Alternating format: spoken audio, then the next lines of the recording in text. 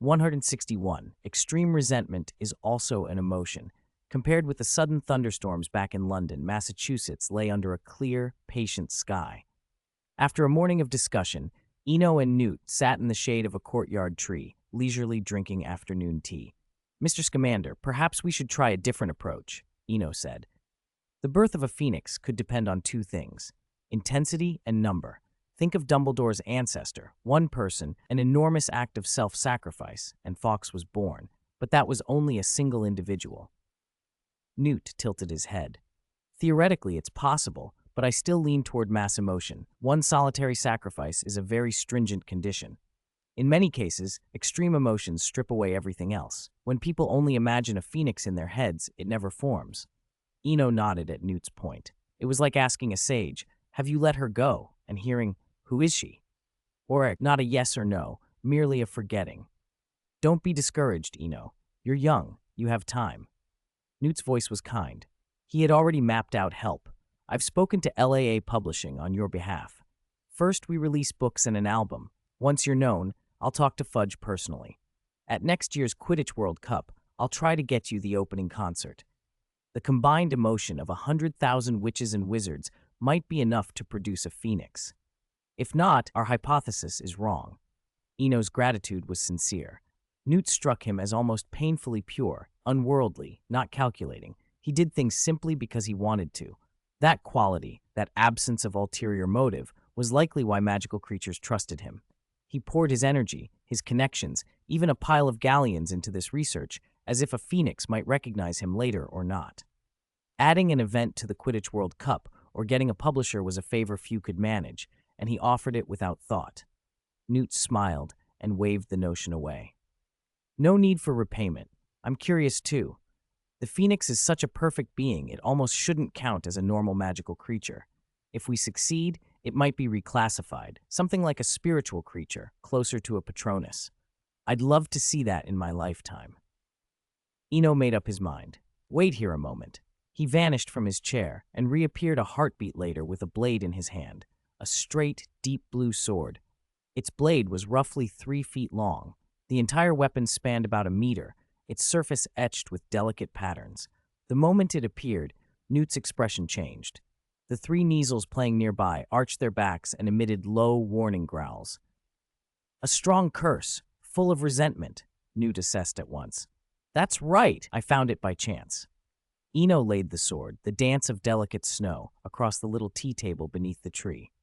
"My thought is this.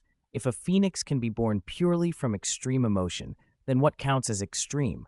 Resentment is an extreme emotion too, sometimes even more intense than love or sacrifice." Newt's eyes brightened. "We could try. Burn it with your magic flame. Don't worry. If it's ruined, I'll compensate." Seeing Newt's eager face made Eno think of 2 kids egging each other on at a window, daring one another to launch a slingshot. He'd already planned to burn it when he took the sword out. Newt had invested too much to hold back now. Still, he hesitated. "Should we take notes? If anything happens, we should record it." "Right, write everything down." Newt clapped his hands and called for the house elf. A thick notebook promptly appeared on the table. Under the tree, an old man and a young man bent over the small scene. Age and appearance separated them, but the same mixture of anticipation and fear shone in both their eyes. This was a crucial test. Any reaction in the flame would support their theory. If nothing changed, the whole plan would fall apart. "So, I'm really going to burn it?" Eno asked. "Burn it," Newt said.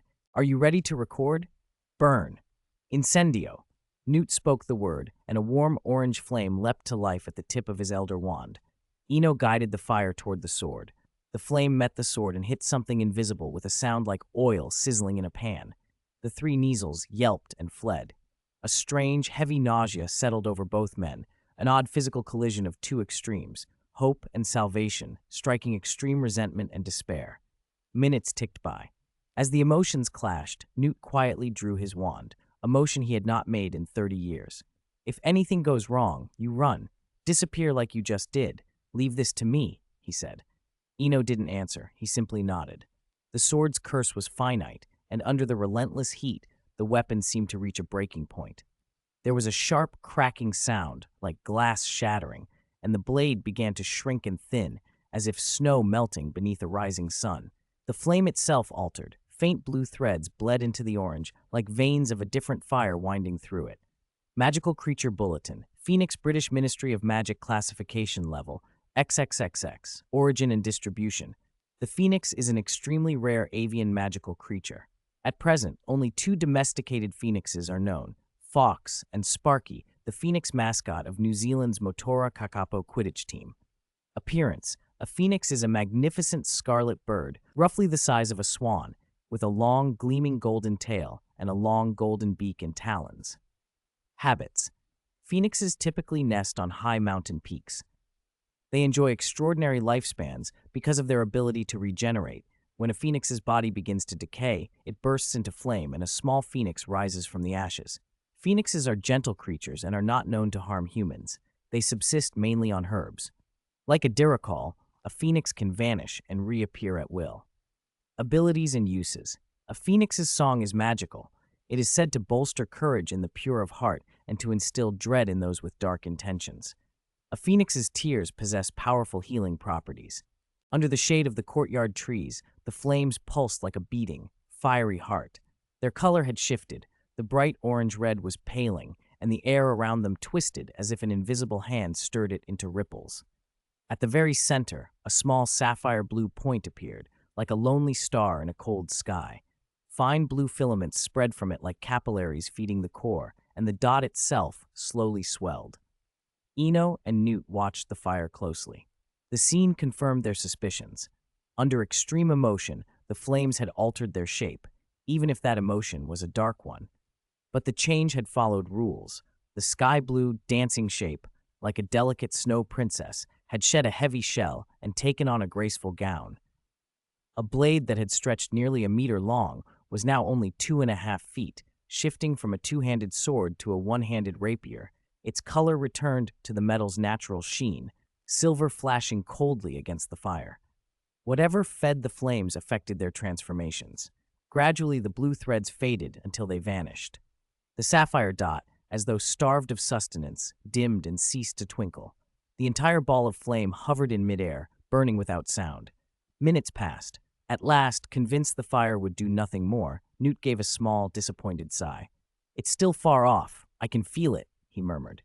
Newt seemed downcast. He had hoped to witness a phoenix's birth. Eno's emotions were more mixed: fear, relief, and a darker kind of wonder. A thought had occurred to him that chilled and thrilled at once. If this flame did become a phoenix, it would not belong to Newt or to him. From the beginning, it had been born of someone else's emotion. The creature, if it hatched, would likely obey the owner of that fury, the princess in the tale who hated out of love. Her story had ended in suicide, but her hatred had not vanished. It had hardened into a curse that could be passed on. Perhaps such a phoenix would be immortal in the worst sense, living until everything it hated was gone. A phoenix born of resentment and curse and wholly unrestrained. Eno shivered and shared his fear with Newt. "Phew, you're right. Good thing it didn't hatch." Relief showed on Newt's face. "For now, yes, but it's still a problem. The origin ties back to us, but the driving emotion does not. A phoenix born later could be a disaster." "It will still hatch? It won't dissipate?" Eno blurted. Newt looked up, puzzled at the surprise, then explained patiently, knowing the other's youth.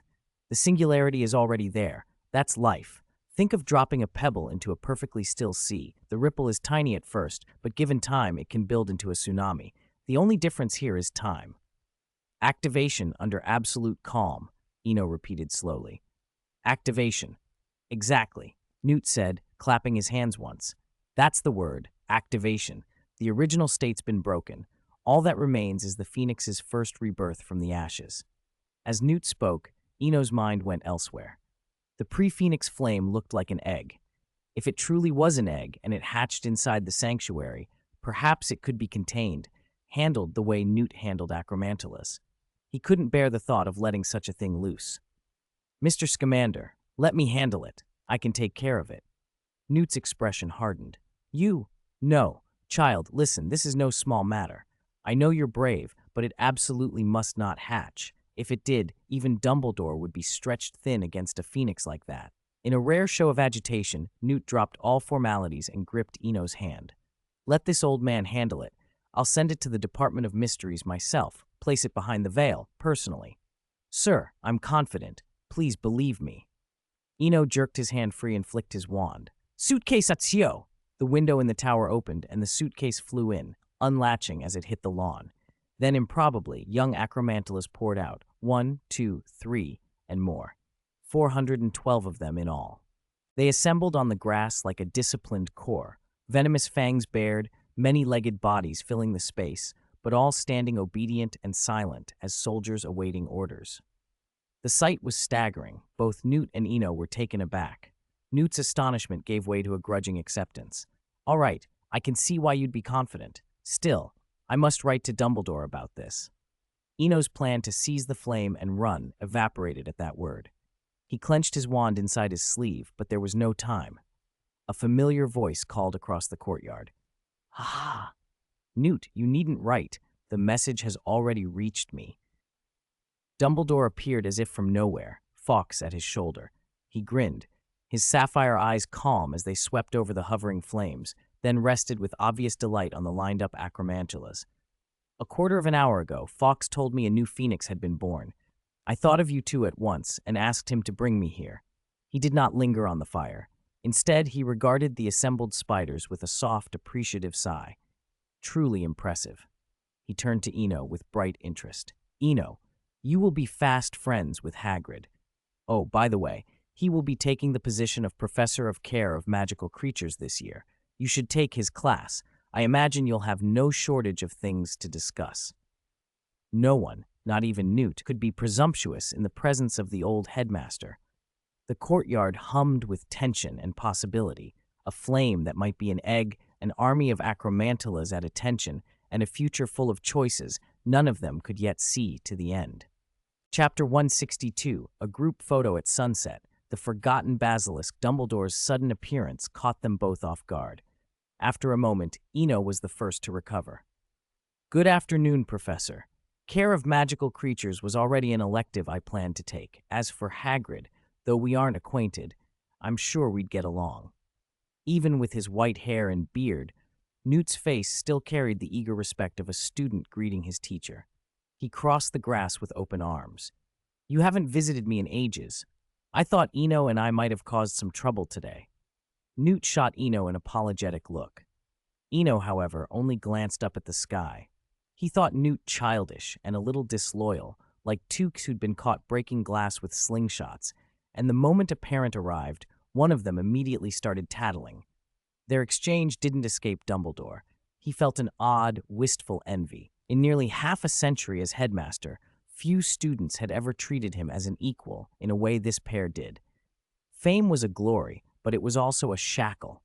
He'd even put on the act of a mad, eccentric old man to encourage students to approach, but most still kept their polite distance. He sighed, but his smile remained as Newt reached him. Dumbledore opened his arms and embraced his former student. Newt, you haven't caused any trouble. And this is not trouble, believe me. Dumbledore's voice was soft and almost casual, and those few words relaxed Newt instantly. Thank goodness. I thought we'd really stirred something up. And that one over there, he was just about to run off, you know. Newt made his voice deliberately loud, as if anyone nearby might miss the betrayal. Hearing himself accused again, Eno tore his gaze from the clouds and feigned outrage. When did I run? That was a tactical retreat. Besides, you egged me on to set the fire. The knife was mine. The fire was mine. And now you're trying to hide the aftermath behind some curtain. You said you weren't going to run, Newt protested with a grin. Your eyes betrayed you. There was a reason I wanted to go. Some old man nearly snatched my things. You. With Dumbledore present as a kind of social lubricant, their bickering dissolved into easy conversation. The stiffness and polite distance between them evaporated, replaced by the casual camaraderie of two people who liked each other despite themselves. Dumbledore watched and smiled. Unnoticed by the three of them, the sun slipped toward the western horizon. Time ran like fine sand, and the world was painted with a slow gradient of color. The Massachusetts evening carried a cool bite. The breeze skimmed the courtyard lawn and sent the grasses waving. Fresh green blades shimmered in the twilight as if dusted with gold. It felt like a peaceful midsummer evening. A heavy round wooden table on the lawn held 3 carefully laid dinners. Eno lounged back in a wicker chair, utterly relaxed, while across from him 2 elderly men, between them well over 2 centuries old, talked softly. With those 2 present, few in the wizarding world would dare to cause trouble. What helped Eno relax even more was the small flame placed in the sanctuary. He wasn't sure whether it was trust or something else, but he had privately suggested putting the flame out, and Dumbledore had agreed without hesitation. Some people simply inspired that kind of confidence. Dumbledore's ready consent made Eno feel a surge of warmth and respect. Perhaps they were all changing with time, whatever their age. Eno watched the 2 older men, the protagonists of his generation and the one before, chat across the table. It was a rare sight. He cleared his throat. Cough. I'm sorry to interrupt, gentlemen, but with such a beautiful sunset, why don't we take a picture to remember it? A picture? Dumbledore glanced up. The clouds under the twilight were extraordinary, orange, pink, violet braided together. I agree. A group photo. Newt sprang up, pleased. Seeing his professor again after so many years and having his guesses about Fawkes confirmed made the evening feel complete.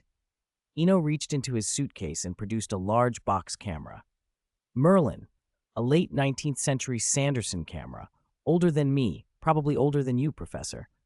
Newt studied the antique with delighted amazement. He knew that style. It had been the most popular camera in his childhood. Eno, for his part, smiled and played it up. Even if he felt a little ridiculous, a bard never feared showing a trick. You don't understand. There's a ritual to taking a photo. It's about atmosphere, sentiment. Forget the sentiment, Newt teased. Hold it here a moment. He stood and headed toward the house, having seen through the pose in an instant. While Newt was gone, a streak of red flashed overhead. Fawkes, Phoenix, delivering a letter to Dumbledore. Watching the bird appear seemed to jog something in Eno. He sat up slowly. Professor, did you know there is a basilisk hidden in the castle? The one Salazar Slytherin left behind. Dumbledore removed his half-moon spectacles and answered with a tone both tired and resigned. I know of it. I do not know where it is hidden. I have been searching for it. He asked no questions about how Eno learned of it, and he gave no display of shock, just a flat, almost weary acknowledgement. If I knew where it was, how would you intend to deal with it? At that moment, Newt returned, and Eno let the conversation drop. Some things could wait. Under the softening light, Newt was kneeling with a different camera altogether, a modified Polaroid, the kind that was then most popular in the United States. He treated the device like a showpiece. Eno glanced at his pocket and felt the reassuring weight of a few gold coins, proceeds, he thought, of selling cat demon claws on the Arad continent. Newt spoke loudly as he worked the camera. Alchemy modified, instant photos, and it even adds the developing solution automatically. As Newt stepped back, a camera stand materialized on the grass. He adjusted the angle, returned to his place at Dumbledore's right, and they arranged themselves. Eno and Fawkes centered, with Dumbledore and Newt on either side. The Polaroid clicked crisply. 3 prints slid out, slick with developing chemicals. Slowly, images darkened into life. In the photos, they were all smiling, wide, genuine smiles. Dumbledore, predictably, was making some goofy gesture, and the moment was as perfect and ordinary as a midsummer sunset. A small, human scene saved in silver and dye, a memory to take with them even as the night closed in and questions about basilisks and hidden things waited unanswered. 64. Miss Rabbit and Mr. Liar, August 21st, 1993. Time had slipped by, and before he knew it, Eno had been living at Newt's Manor for over 2 weeks. During that time, they'd exchanged as much knowledge as possible about magical creatures.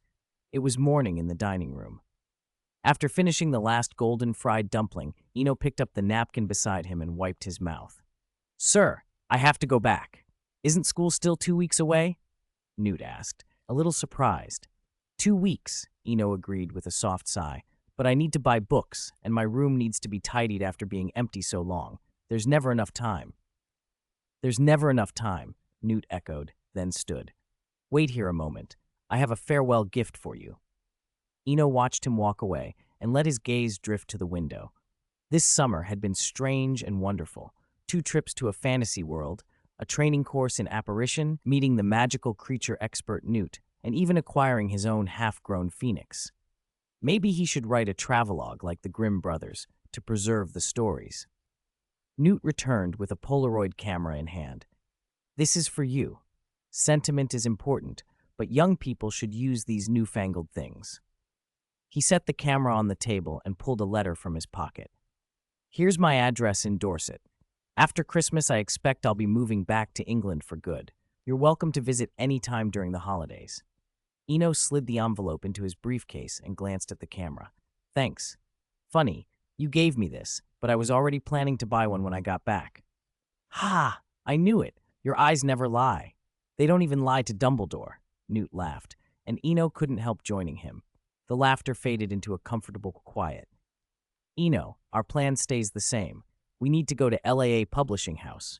If the Phoenix hatches where everyone can see it, it'll be accepted. Without witnesses, even if I write it in a book, people will call it fantasy. Eno nodded but hesitated. Are you sure? I mean, I could end up with 2 phoenixes. Given how valuable phoenixes are, just tail feathers alone could support someone for a long time. His hesitation made sense. Newt had a wife, a son, and even a grandson. If anyone deserved one, it would be them. Sensing the worry, Newt waved it away. They're not suitable, he said with a rueful smile. They're shy around strangers. You expect them to perform on stage in front of 100,000 people? That'd be worse than killing them. He sounded half exasperated at his son and grandson's lack of social ease. Besides, no rule says a person can't own 2 phoenixes. One for the Swinburnes, one for you. Wouldn't that be interesting? Eno brightened. All right then, I'll contact the publishing house before school starts. Not just for the record, but I've got a fantasy prose piece I can publish at the same time. No one would complain about having another phoenix. His earlier reluctance had been conscience. Newt had given so much, but in the end the goal was recognition of the truth, and that mattered. Time moved on. Looking back, those familiar places and faces felt like a lifetime ago. Foyle's Bookshop, 84 10925 Charing Cross Road, London. Outside on the pavement, a tall girl leaned against the shopfront, waiting. Sorry I'm late. A familiar voice behind her made Hermione turn in pleasant surprise. After a summer apart, Eno had shot up. His light blue retro robe made him look unexpectedly grown up. Hermione found herself scrutinizing him in return. She too seemed transformed, no longer the little girl she had been, but a young woman whose features had filled out. She'd grown taller, her features had sharpened, and her taste in clothes had matured. Slim blue jeans, white trainers that showed off her legs, and an off-white fitted short-sleeved top that made her look neat and composed. For a heartbeat, they just looked at each other. I came early. There are still 15 minutes before our meeting, Hermione said, smiling with a touch of reserve. Let's go in. I meant to buy a lot of books today, Eno said, glancing at the shop. He'd spent many afternoons in bookshops when money was tight, and now that things were better, he felt he should give back in some way. On the 5th floor in the lounge, more than a dozen classic volumes lay spread across the table. Jane Eyre, The Moon and Sixpence, The Three Musketeers, Walden. Hermione looked at the stack with some bewilderment. Are you buying all of these? I want to write a novel. Eno answered casually. You have to read the classics to get inspiration. Otherwise, what you write will probably be ignored. Context, phrasing, structure, scene transitions, everything matters. Hermione thought of the first time they'd met in this very bookshop 2 years before, when he'd been equally earnest explaining the value of 1001 Nights. She let out a soft chuckle. All right, Mr. Liar, you're going to spin stories to trick people again. Eno retorted as always, Miss Rabbit, have I ever lied to you? My divinations are perfectly accurate. They exchanged a look and laughed. Hermione pulled a £1 note from her pocket and placed it on the table. Eno, do a reading for me again. Okay. Eno picked up the note, and the familiar old, slightly battered pound note made him feel oddly nostalgic. Tell me what you want to know, he said, taking the dice. No, I'll do it myself. Hermione's tone was firm. She wanted to try. He handed the dice to her, curious whether someone else could succeed. A few moments later, Hermione hesitated. Eno, help me. I don't think I'm any good at divination. She laid her open palm on the table. Not like that. Put your hand over mine, and we'll throw together. That way I'm part of it. All right. Eno said, mock complaining, then placed his hand over hers. Hermione closed her eyes to think of the question. After a few seconds, she released the dice. They hit the wood with a clear clatter, spun, and came to rest. The upper face showed a big 6. Today's magical creature, Murtlap, British Ministry of Magic classification level, XXX. Origin and distribution. Murtlaps are coastal rodents native to Britain. Appearance, resemble rats, with a growth resembling a sea anemone on their backs. Abilities and uses. Pickled Murtlap growths are eaten to increase resistance to jinxes and bad luck. However, excessive consumption can cause unsightly purple hair to sprout behind the ears. 165. The Real Purpose of Oil Lamps, London, Diagon Alley. Nearly a month had passed since Sirius's escape from Azkaban. For the first week, people had been jumpy, but as time wore on and Sirius seemed to have vanished without a trace, the panic faded and Diagon Alley returned to its usual bustle. With Hogwarts' opening day approaching, many shops had even opened early. As for Sirius, well, he wasn't as important as Galleons. Life, for most witches and wizards, had resumed its old rhythm. But that wasn't true for Harry. This summer had been particularly hard. His movements were limited, every outing required an Auror escort, and his days were spent mostly by the second-floor window of the leaky cauldron, watching the crowds below.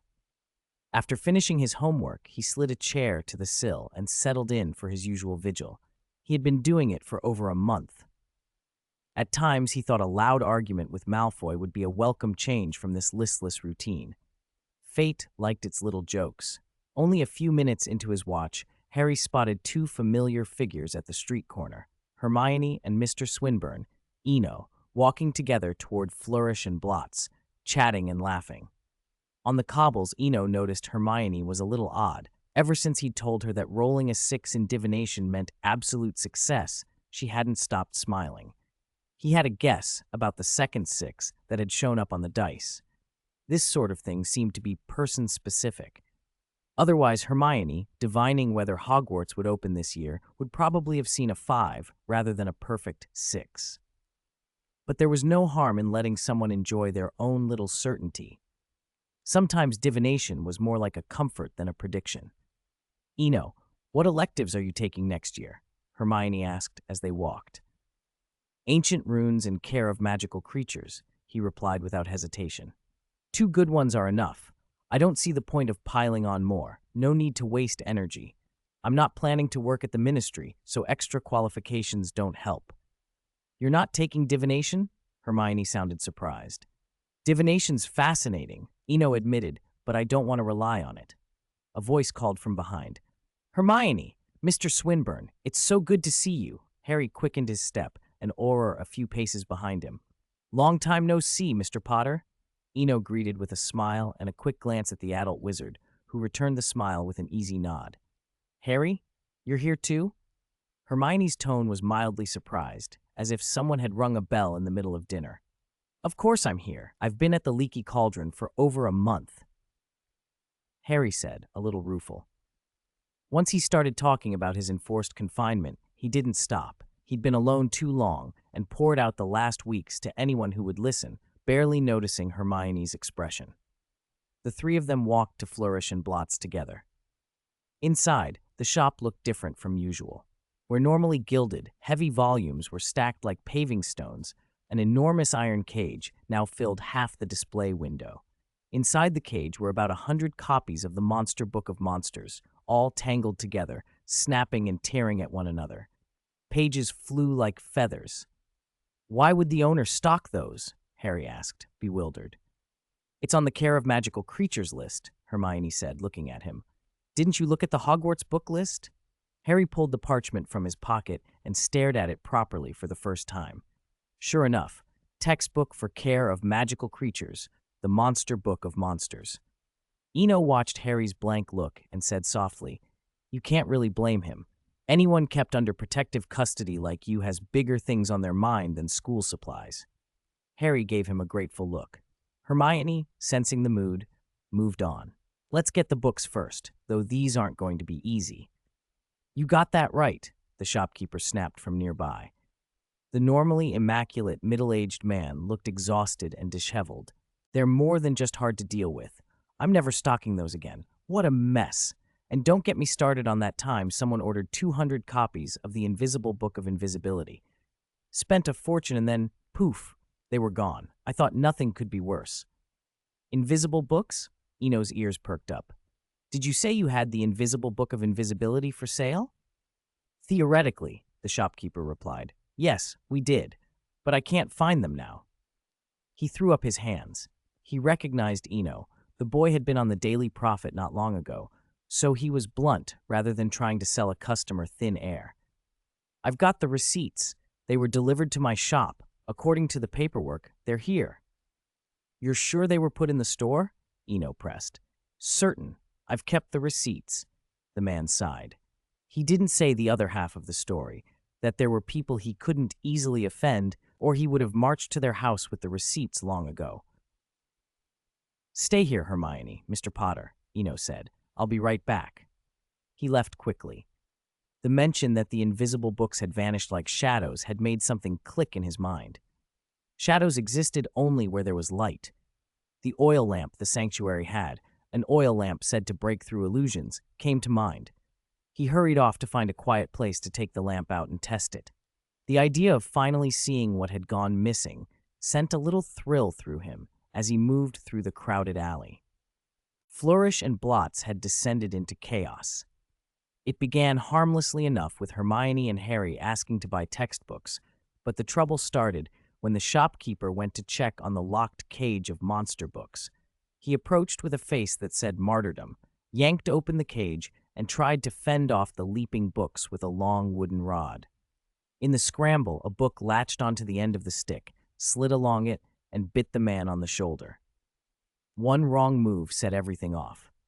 The manager's rhythm was broken, the stick slipped from his hand, and copies of the Monster Book of Monsters shoved and shoved, trying to force their way out of the cage. Immobilis, Hermione cried, wand already out. She didn't care about the rule against performing magic outside school. Several books had opened their grotesque maws and were about to go for the fallen man. Her spell pinned the frantic books in mid-air, mouths frozen, snapping uselessly. The manager, once he realized he could act again, grabbed the immobilized books and pitched them back into their cage like baseballs, slamming the door with a loud thud. This isn't a monster book of monsters. It's a monster, he grumbled, rubbing his bitten shoulder. Pay up and I'll give you 50% off. He bent to haul two subdued books from the floor. Managers learned to develop a taste for this kind of misfortune.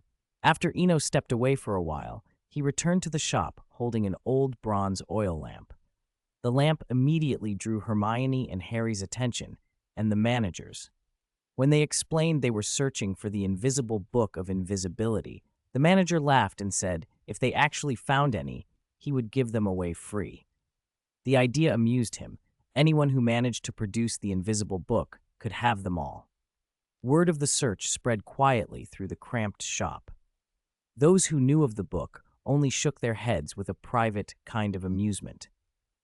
The Invisible Book of Invisibility had been written by a reclusive goblin and printed through Gringotts channels.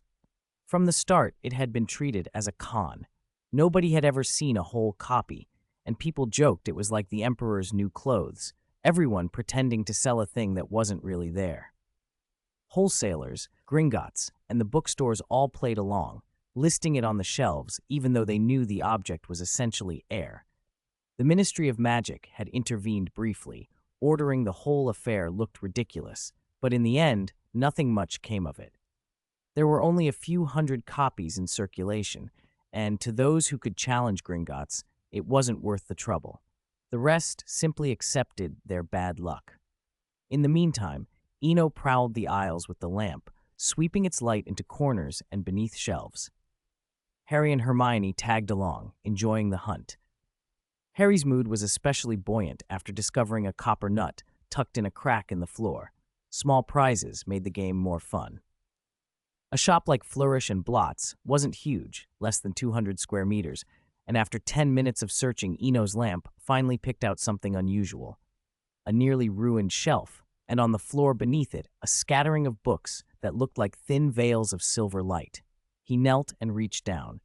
The books were unnervingly soft and slippery in his hand, as if wrapped in a layer of egg white. Finally found it, he breathed, relief in his voice. To Harry and Hermione, though, Eno held nothing but empty air. Harry reached to touch the thing Eno cradled, and his hand passed straight through. He managed a puzzled, put-upon look, as if to say, "You're having me on." Hermione paused first to glance at the oil lamp in Eno's other hand. She studied it, pressed her lips together, and said nothing. She seemed to understand that this was no prank. At the counter, Eno theatrically held out his empty palm to the middle-aged manager. "Sir, I found the invisible book of invisibility. By our agreement, I'll take 2, he said. The manager peered, shrugged, and took the invisible books without further argument. He was used to customers with strange stories. After half a day of buying the books on their list, Eno suggested they rest at the Leaky Cauldron. The sun was dipping, and Harry's free time was running out. He eagerly agreed. Over stew and butterbeer, Hermione still looked thoughtful, and Eno took the opportunity to calm her. "Don't worry about the letter from the ministry," he said. "Technically, yes, you were underage and you broke the rule against casting spells outside school, but you were in Flourish and Blots in Diagon Alley, so the trace won't pin it on you the way you think." He spent a few minutes explaining the loophole in simple terms, and the explanation eased Hermione's expression. Harry's face lit up as he finally understood. "That's not fair," Hermione muttered. "It's not meant to be fair," Eno cut in gently. "The trace exists to protect the International Statute of Wizarding Secrecy. It's not there to protect every child's convenience." Harry, who still had a child's blunt logic, looked unconvinced. If the statute is all about secrecy, why worry? What's the worst that can happen if muggles find out about wizards? My Aunt Petunia knows, so it's not the end of the world. Eno smiled and didn't correct him with policy or law. He used an example that had worked on him when he was younger and had learned the hard way. "Think about it this way," he said. "If scientists discovered a white mouse that lived to be 665 years old, what would biologists do? Keep it on display in a zoo because it's cute, or take it to a lab and study it to find out why it's different?" Harry and Hermione fell quiet. Some things, Eno knew, needed only a change of perspective for the answer to appear. Screech!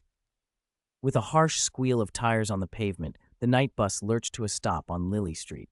A beautiful young girl stepped off. "You should go home, too. Even with the ministry increasing patrols, I still feel like Sirius is in London," she called back. Hermione glanced over her shoulder at the figure still framed by the bus window. "Okay, I'm going home now. See you at school," the other replied, waving. A few seconds later, the purple bus had vanished from the roadside. Hermione pouted at the empty space. "School starts in 4 days." She tucked her hands into her robes and walked toward a nearby house with its windows lit.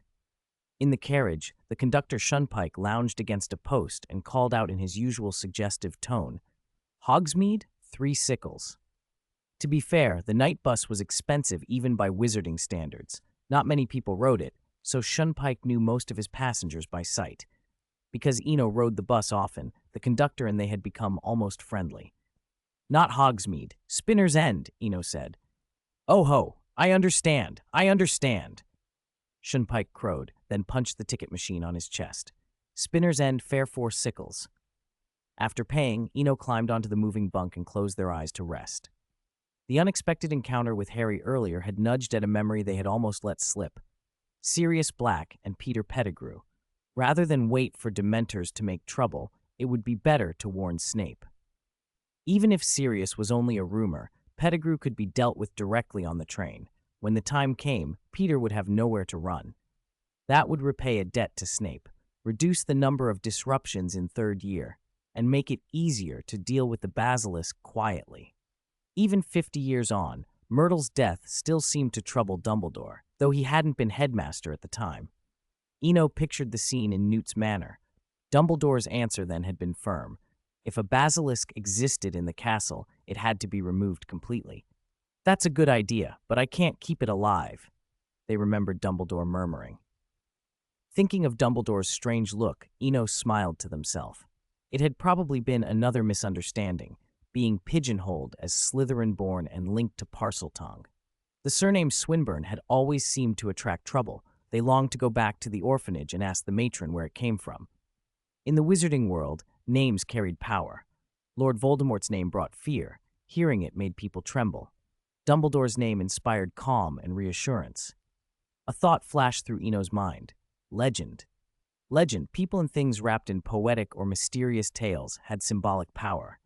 Heroes, war, love, those who carried legendary names made listeners feel corresponding emotions. Voldemort provoked terror and slaughter. Dumbledore, love and sacrifice. Even in other stories, speaking the White Witch's name chilled creatures to the bone. Perhaps true legendary wizards had more than strength and skill. Perhaps magic and power were only the beginning. The night bus hurtled on, and the outside world smeared past in distorted streaks. Another harsh break snapped Eno's train of thought. Spinner's End arriving. Shunpike's distinctive voice rang out. 19 Spinner's End. It was the address Eno had specifically asked Headmaster Dumbledore for while at Newt's Manor, to make it easier to find Snape. In the 10 days since, with Sirius momentarily pushed from their mind, the address had almost been forgotten until Harry mentioned it today. Spinner's End was filthy and oddly frozen in another century. It was hard to imagine that in late 20th century London, such 19th century streets still hid away. The one mercy was that the houses were numbered. Eno checked the numbers as they walked past, 17, 18, until they found the house they were looking for. 1 Spinner's End. It was a small brown wooden building. Even the window frames were old latticework. The colored glass had weathered to a blur, which only added to the gloom of the street. They knocked. After about 10 seconds, the door opened from the inside. Severus Snape stood in the doorway, expressionless, robes long and black as ever. "I don't recall giving you this address," he said flatly. "Eno Swinburne, Professor. I'm sorry to drop by unannounced." They bowed their heads slightly. "I got the address from Headmaster Dumbledore. I came because it's urgent, and I didn't want to miss a chance before the term starts." Snape didn't reply right away. He simply appraised the visitor. "Then come in," he said. They stepped inside and followed Snape into the small sitting room. Eno kept their gaze steady and didn't stare around rudeness. Once they were seated, Snape spoke first.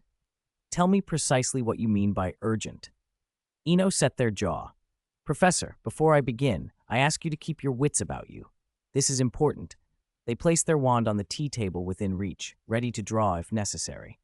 Snape smirked. "I admit you have the power to defeat most adult wizards," he said mildly, "but against me that may not be sufficient." He produced his wand and with cold casualness threw it an equal distance across the table, far enough that it could not be caught immediately. The gesture said as much as any words. Snape did not trust surprises. Eno did not flinch. "You know I have a talent for divination," they began. "Some time ago, the Daily Prophet reported that Sirius Black escaped from Azkaban." They paused, watching Snape's face for any sign of reaction. The other's expression remained unreadable, so Eno continued, speaking slowly and deliberately for a long quarter of an hour or perhaps longer. "This is a complete miscarriage of justice. We won't speak of Sirius's mistakes here, but the real culprit cannot be allowed to remain free." Snape listened, his face impassive. Eno outlined what little they knew, hinted at Pettigrew's possible movements, and sketched a plan. Remove Pettigrew, inform the right people quietly, and prevent a public panic that might threaten students or make the basilisk problem worse. When they finished, Snape's black eyes were still level. "You have thought this through," he said at last. "And you expect me to act because?" "Because," Eno said, "you owe certain people. Because the less attention this draws before students return, the easier it will be to handle everything necessary. And because if Peter Pettigrew is moving freely, he's dangerous." Snape did not answer immediately. The room was heavy with the smell of boiled greens and something medicinal. Outside, Spinner's End carried on in its sullen way. Finally, Snape inclined his head. "Very well. Tell me everything you know about his associates and where he has been seen. I will consider what can be done." Eno exhaled in relief. It was a small victory, the kind that might set several things in motion. They relaxed their fingers from around their wand just enough to let the magic in their bones calm. On a small slip of paper lying on the edge of the table, someone had scrawled the day's snippet from a wizarding paper. It read, "Today's magical creature, Unicorn Ministry classification, XXXX, origin and distribution, found in the forests of northern Europe. Appearance: unicorns are beautiful, golden when young, turning silver by age 2. They grow horns at 4 and at 7 become snow-white horses with a single horn. Habits: unicorns avoid humans, may approach witches more readily than wizards, and run extremely fast, difficult to capture. Uses and warnings: horns, blood, and hair have powerful magical properties. Slaughtering a unicorn brings a curse. In ancient runes, the unicorn's horn symbolizes 168, Snape's choice number 19, Spinner's End. When Ino's words died away, an unusual silence settled over the old wooden house, as if the place had been forgotten by time. It wasn't merely quiet, it was a weight that pressed on the chest, making breath come short. The air in the room grew oppressive. Snape sat motionless, as if frozen in stone. He was quiet, but a closer look showed that his eyes were no longer empty. A hawk-like sharpness flickered in the black pupils. Finally he spoke, his voice flat as still water. Very good, Peter Pettigrew, Sirius Black." His tone did not waver, but Eno heard the hatred beneath it and the cold that radiated from the man. Pettigrew deserved 1,000 deaths, Eno thought. Forget the Potters, the 12 innocent muggles alone sealed his fate. He should die, but not by Snape's hand. If Snape killed him, the Ministry would pick that apart. Eno had intended to persuade Snape. "Professor, it's not worth it," he began. Snape cut him off. "This has nothing to do with you, but on this matter I owe you. Go to the cabinet on the 2nd floor. Everything inside is yours." The development was more extreme than Eno had expected. He understood then that he had badly underestimated Snape's hatred. This offer read like all or nothing, sacrifice everything to kill. Eno's original plan had been simpler: capture Pettigrew, perhaps use Crucio for 10 days or 2 weeks, and hand him over to the Ministry. Now Snape seemed bent on losing himself in vengeance. Eno's mind scrambled. "Professor, do you know, this is because of Harry. Harry told me. Harry was grounded." He rattled the words out, and each time he said Harry's name, he deliberately paused and stressed it, half gossip and half plea. The tactic worked. Snape snapped. "Shut up! Either go upstairs and get your things, or leave and go gossip somewhere else." Eno felt oddly relieved. He had not wanted Snape to fall silent. A brooding man who made no sound was the most dangerous. As Snape's voice faded, the room sank back into silence. It was heavy at first, but slowly the pressure eased. After a moment, Snape spoke again, calmer but still cold. "I don't know where you heard what you heard. Divination or something else. It matters little. On the first day of term, I will take the train and verify it myself. If it's true, every potion in that cabinet will be yours." Eno shook his head. "I am repaying your kindness, not taking advantage of it." "Suit yourself," Snape said, and lapsed into silence. A green flame flashed up in the fireplace. Eno's figure vanished into it. Snape remained seated, staring at his arm. He had said he would verify the story, though in truth he had believed it from the start. The hatred had not ebbed, but doubts lingered. The night's events had felt too neat, too calculated. Tonight had filled in some of those gaps. Time passed in quiet. The hawk-like edge left Snape's face and was replaced by a murky, melancholy look. He closed his eyes slowly. When he opened them again, there was only emptiness and numbness. Hogsmeade. Green flames licked the hearth of a small house, and Eno stepped back from them. A weight lifted from him, and he climbed briskly to the 2nd floor. There was another matter to attend to. Incendio. An old oil lamp flared to life on the desk. Under its warm light, a slim book, its cover like frosted silver, appeared on the table. Eno ran his hand over it, and his mind flickered back to Flourish and Blots earlier that day. How Harry's palm had seemed to pass through the book as if it were not quite solid. It was a small impossibility and an unnerving one. He opened the book.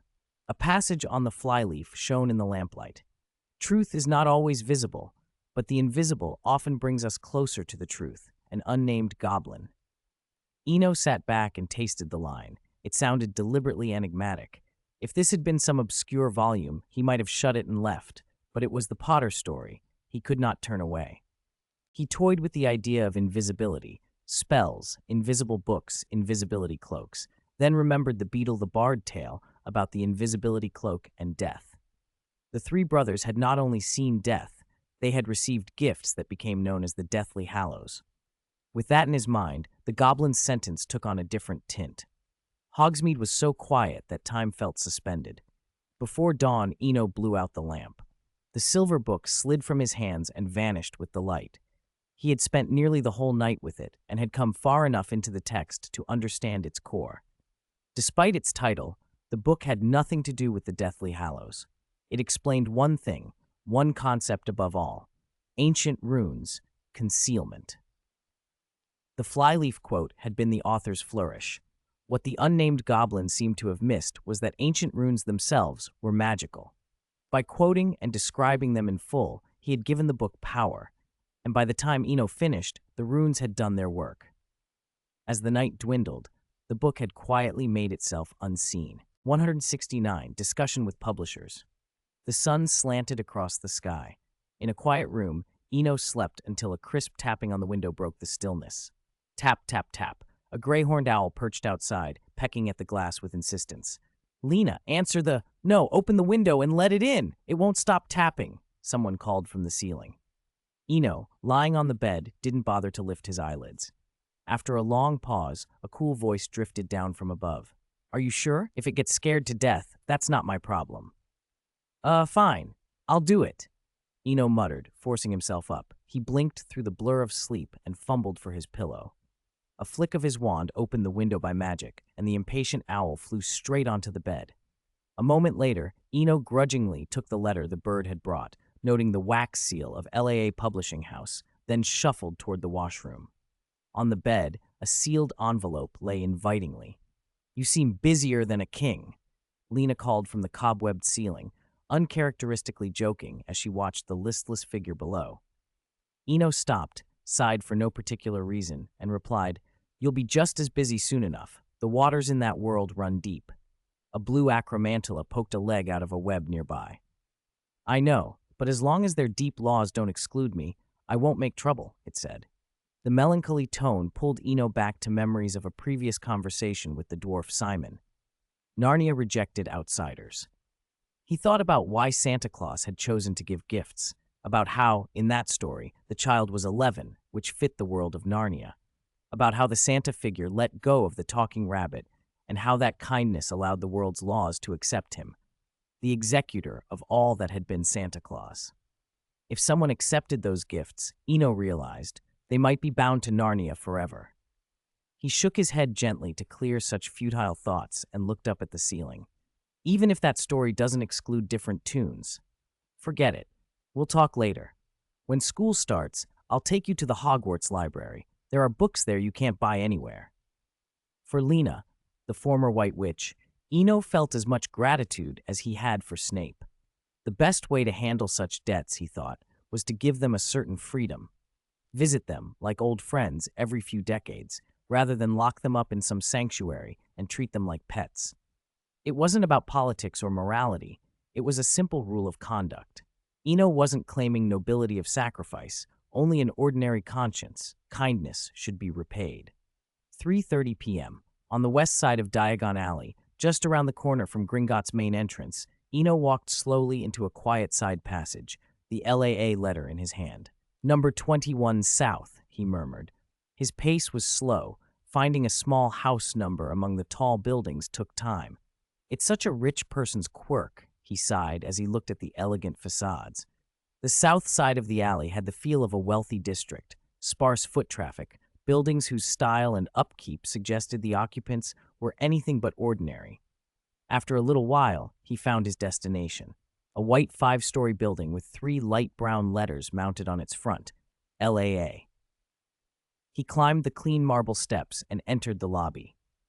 The building was bustling, an energetic chaos of voices and footsteps, a busy publishing house.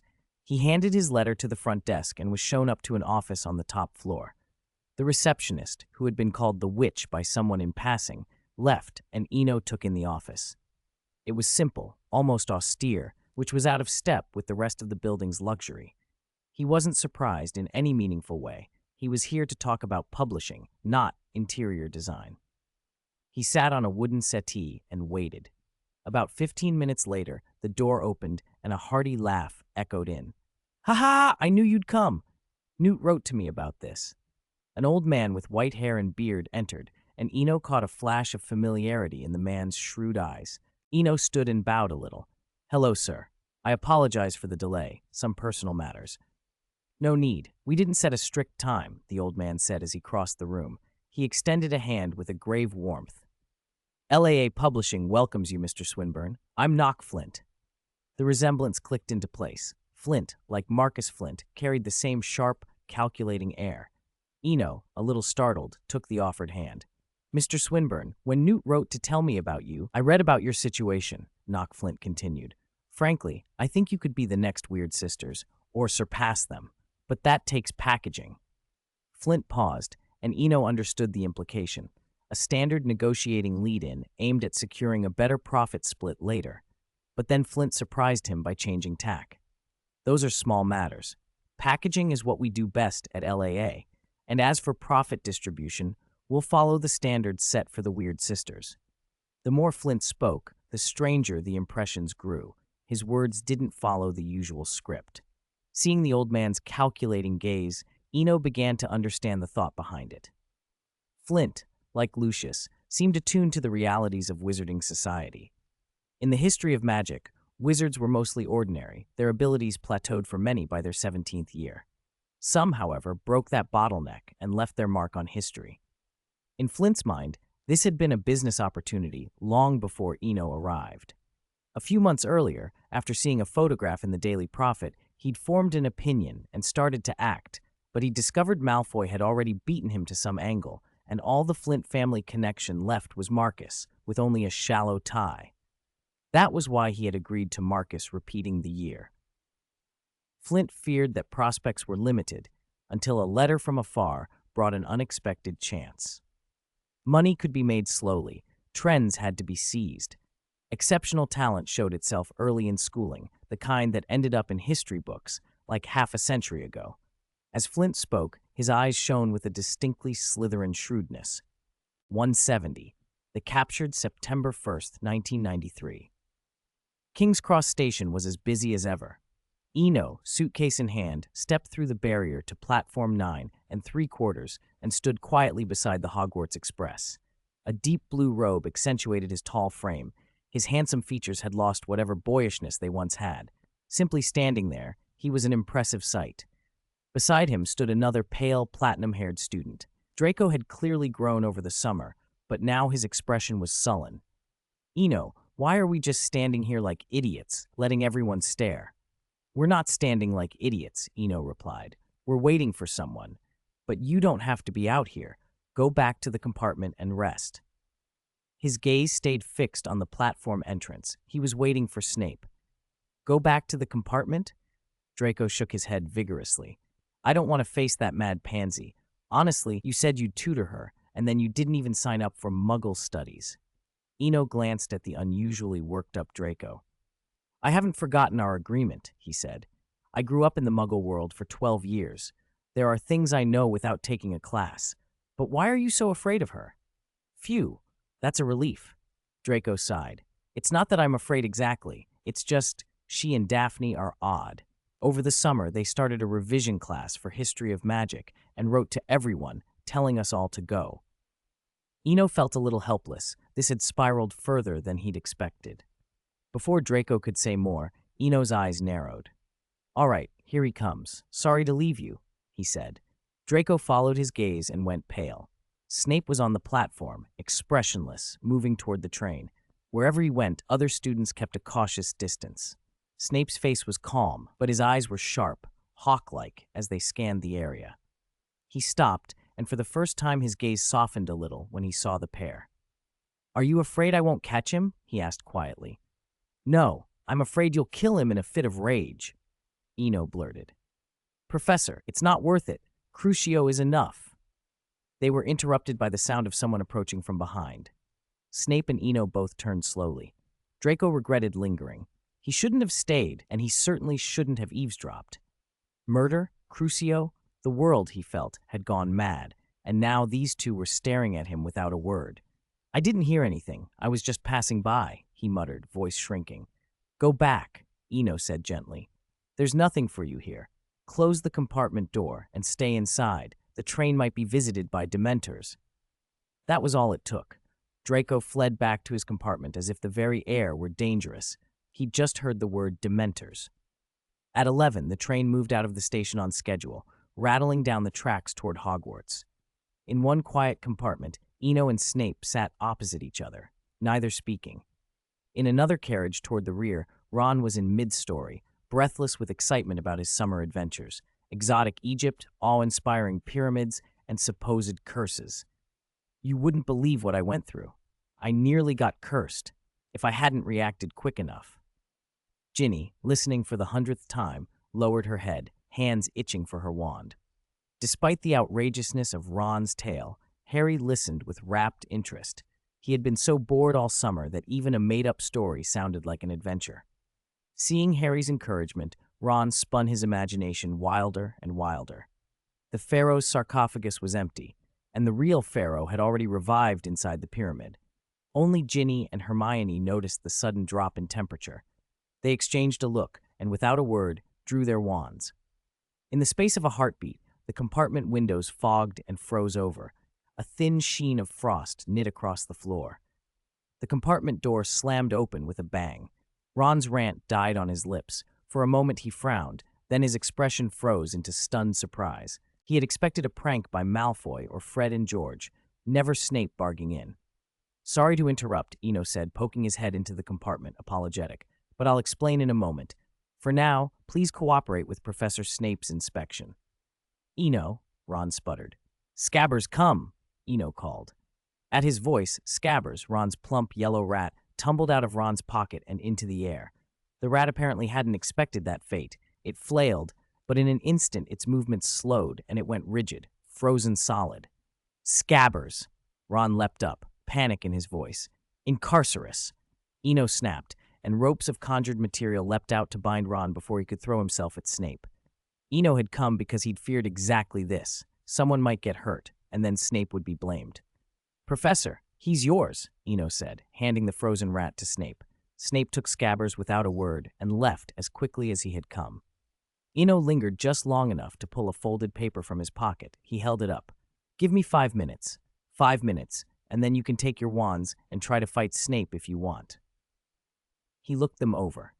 When Ron heard the words "fight Snape," his bravado vanished like a punctured balloon. He sank back onto his seat, defeated. Chowdee's magical creatures today, Snidget British Ministry of Magic, classification, action, origin, and distribution.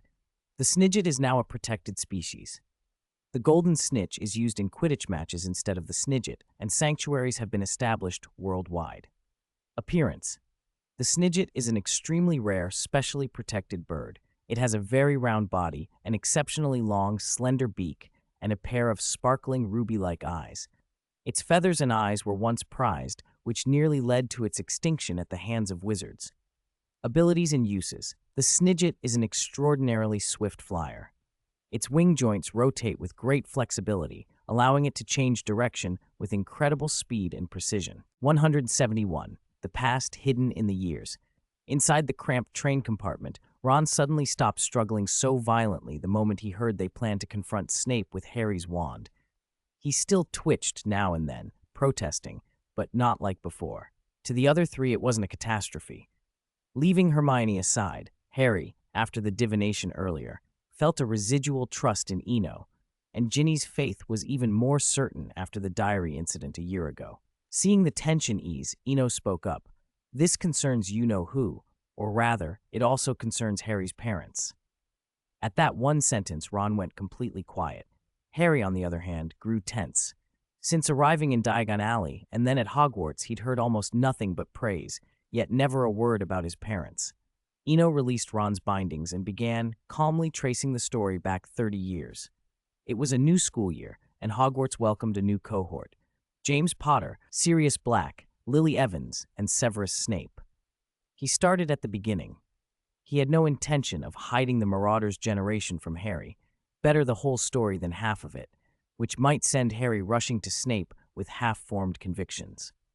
4 Gryffindors with similar talents and appetites for mischief formed a group, calling themselves the Marauders, and set off a series of pranks they thought hilarious. As the minutes passed, Eno reached the turning point. the infamous prank that left Snape publicly hung upside down. As the tale deepened, Harry's face changed in ways he couldn't have predicted. For some reason, his mind kept slipping to Malfoy, swaggering with his cronies, but the Marauders had been worse. They had tricked a classmate into approaching a transformed werewolf. Fortunately, that time it hadn't ended in tragedy. For the first time, Harry understood why Snape had fixated on him. Knowing how his father behaved made Snape's bitter attention make a terrible sort of sense. He'd been spared even worse. Noticing Harry's expression, Eno thought of Lily, how her genes showed in the boy's face and temperament. Wearied of standing, he flicked his wand and a panton chair carved from frost rose near the door. He sat and continued. The Potters intended to use the Fidelius charm to make their home safe, but the secret keeper was the crucial part. When the last note fell, the grievances and hatreds that had accumulated over 30 years of the Marauders' generation had been laid out. Harry's grief broke out of him. "I'm going to kill him!" He scrambled to his feet, lunging for the door. Ron grabbed him, terrified, not so much of Snape as by a memory of how he had shared a bed with a dark wizard, a Death Eater, for several years, and afraid Harry would do something rash. He held on with everything he had. Harry, perhaps from weakness or because he'd been unsteady from the start, collapsed back onto the compartment bench under Ron's grip.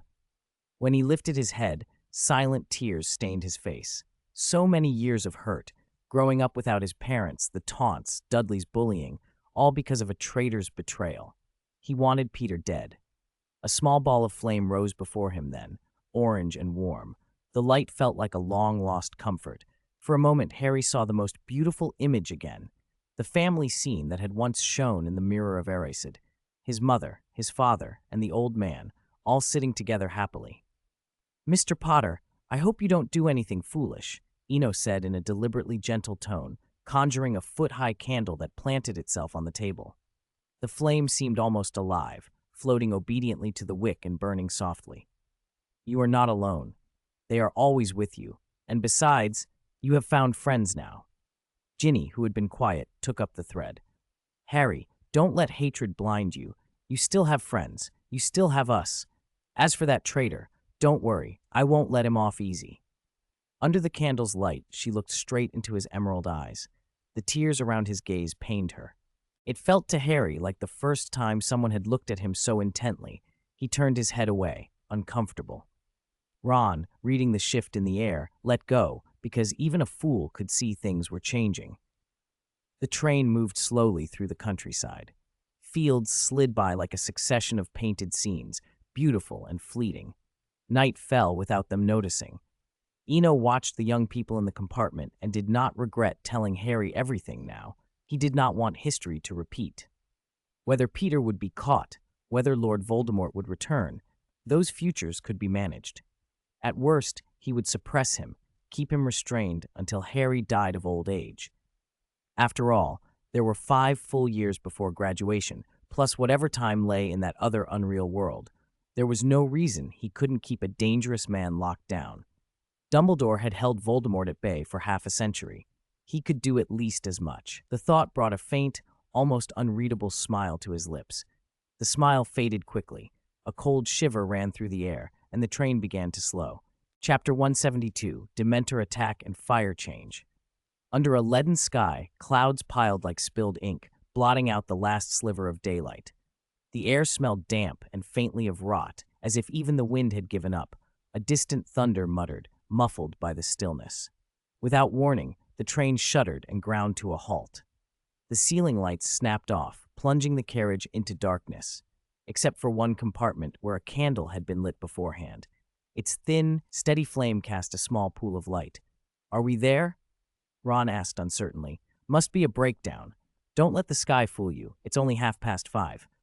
Hermione glanced at her wrist, where a delicate watch ticked under her sleeve. A bone-deep chill swept through the carriage. Everyone shivered. "Bloody weather," Ron muttered. "It's only September." Eno stood, drawing his wand. "We were talking, and I nearly forgot," he said. "Stay in here. Keep the candle lit. There are Dementors outside." He pushed the compartment door open and stepped into the corridor. The name alone made Ron press his face to the window.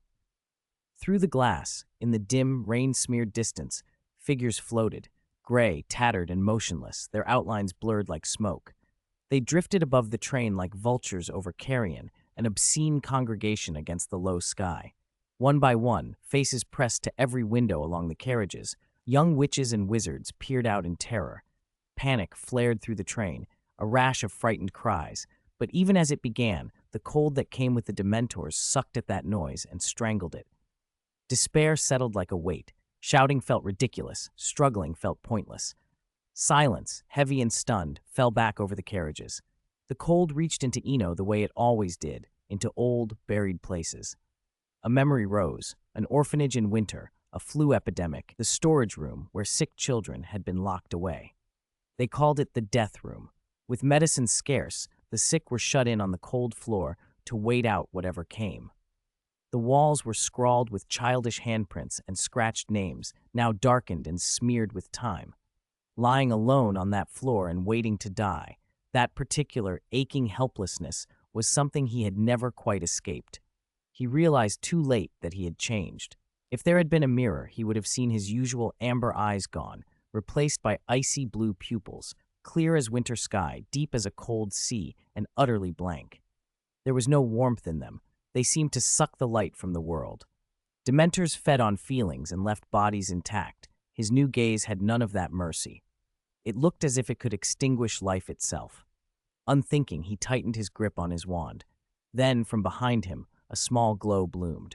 Hermione was walking down the corridor toward him, holding a burning candle with both hands.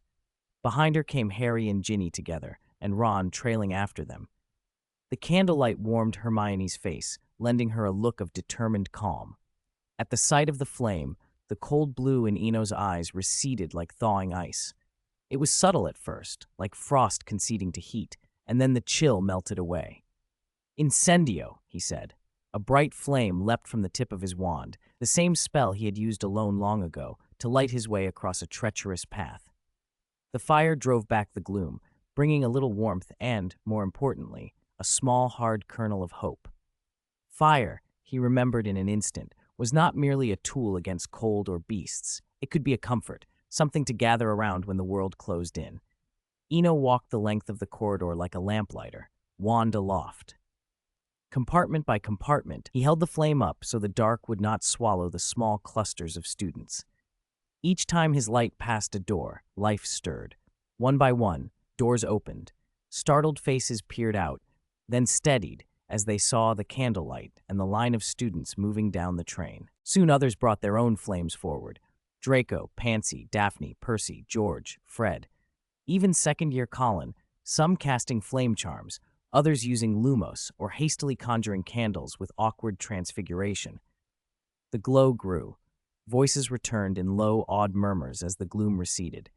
The ceiling lights in the carriages blinked back to life as the students moved, the train filling with a spread of warmth and small flames. Eno kept walking at the head of the procession, unaware that the fire on his wand had subtly changed, carrying something different than before. He felt it as a quiet rightness. That truth born of the most desperate fear was often the purest, and this communal courage, fragile, newly lit, seemed to be drawing the carriages together. But extreme emotions are a feast to Dementors, and that newly kindled hope was a beacon. Moth to a flame, the phrase was true in more ways than one. As if answering a summons, the Dementors shifted. The floating corpses that had drifted like dark weather suddenly accelerated, their ragged cloaks tearing the air. They dove toward the train, a living storm of despair, aiming to snuff out every candle, every brave little light. 173. Dew in the night. Endless cold, endless gloom, endless despair. Up until now, the Dementors had been hovering in midair, as if conducting a routine inspection or held back by some rule. They had shown a kind of restraint. That restraint was gone. Countless Dementors in the sky now swooped toward the train. Expecto Patronum. In one of the front carriages, a calm whisper broke the panic. A silver doe materialized quietly and with elegant, sure-footed steps charged alone into the sky toward the swarm of Dementors.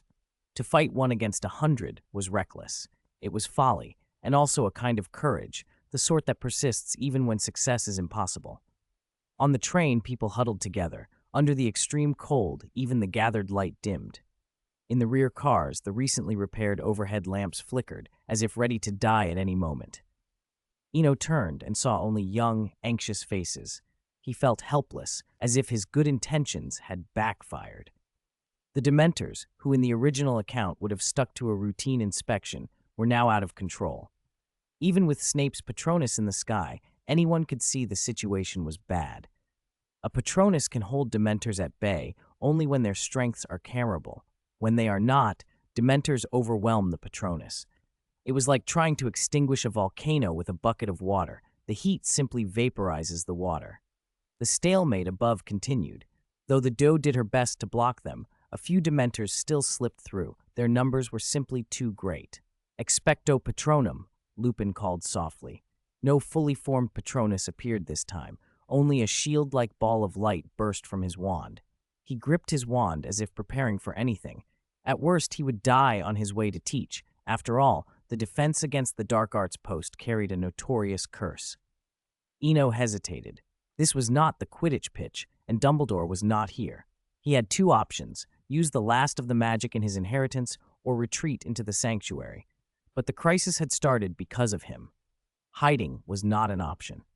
He could save his life, perhaps, but the guilt would follow him forever.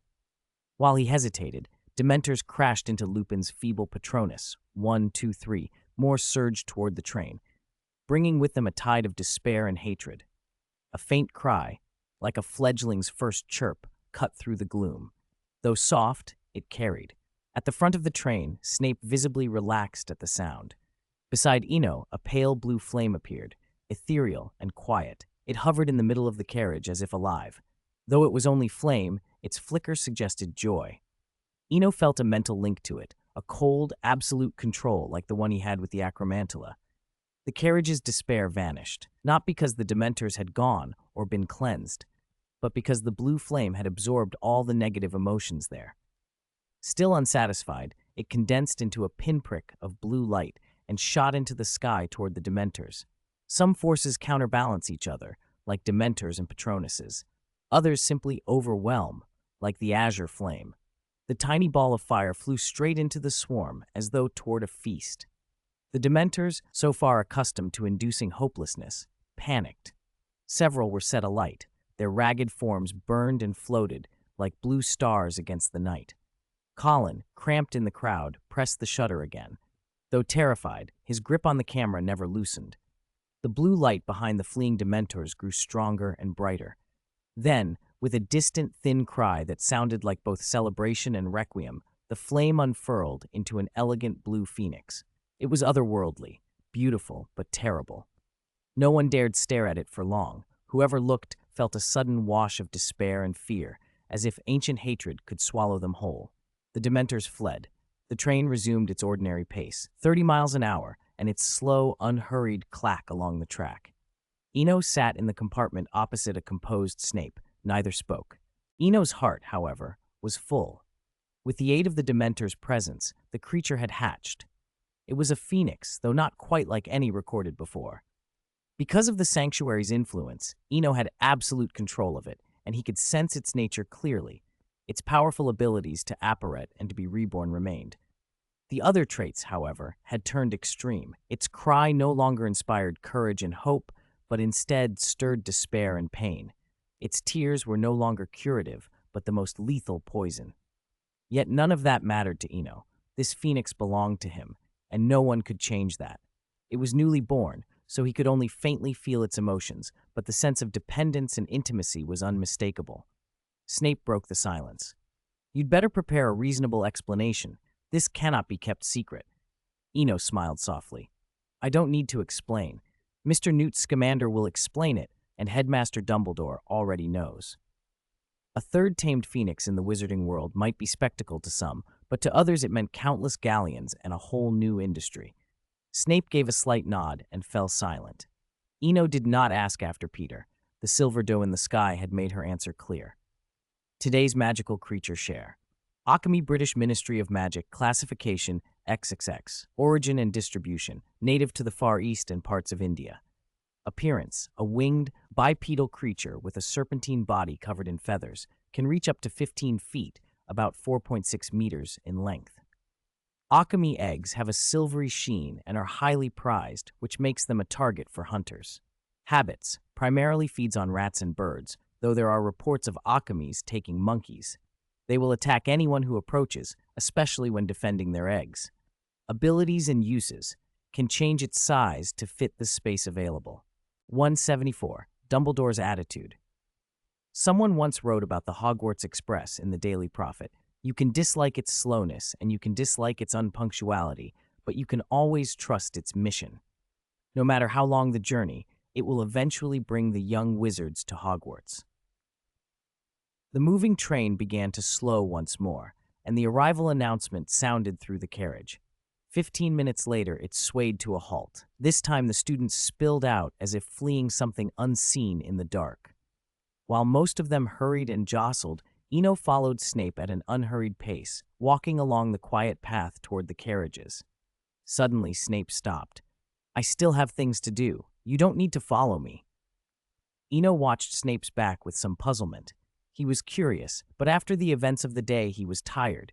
If he could, he would skip the opening feast and collapse onto his dormitory bed. Some rules could be bent, others could not. He let Snape go and continued alone. The path was almost empty.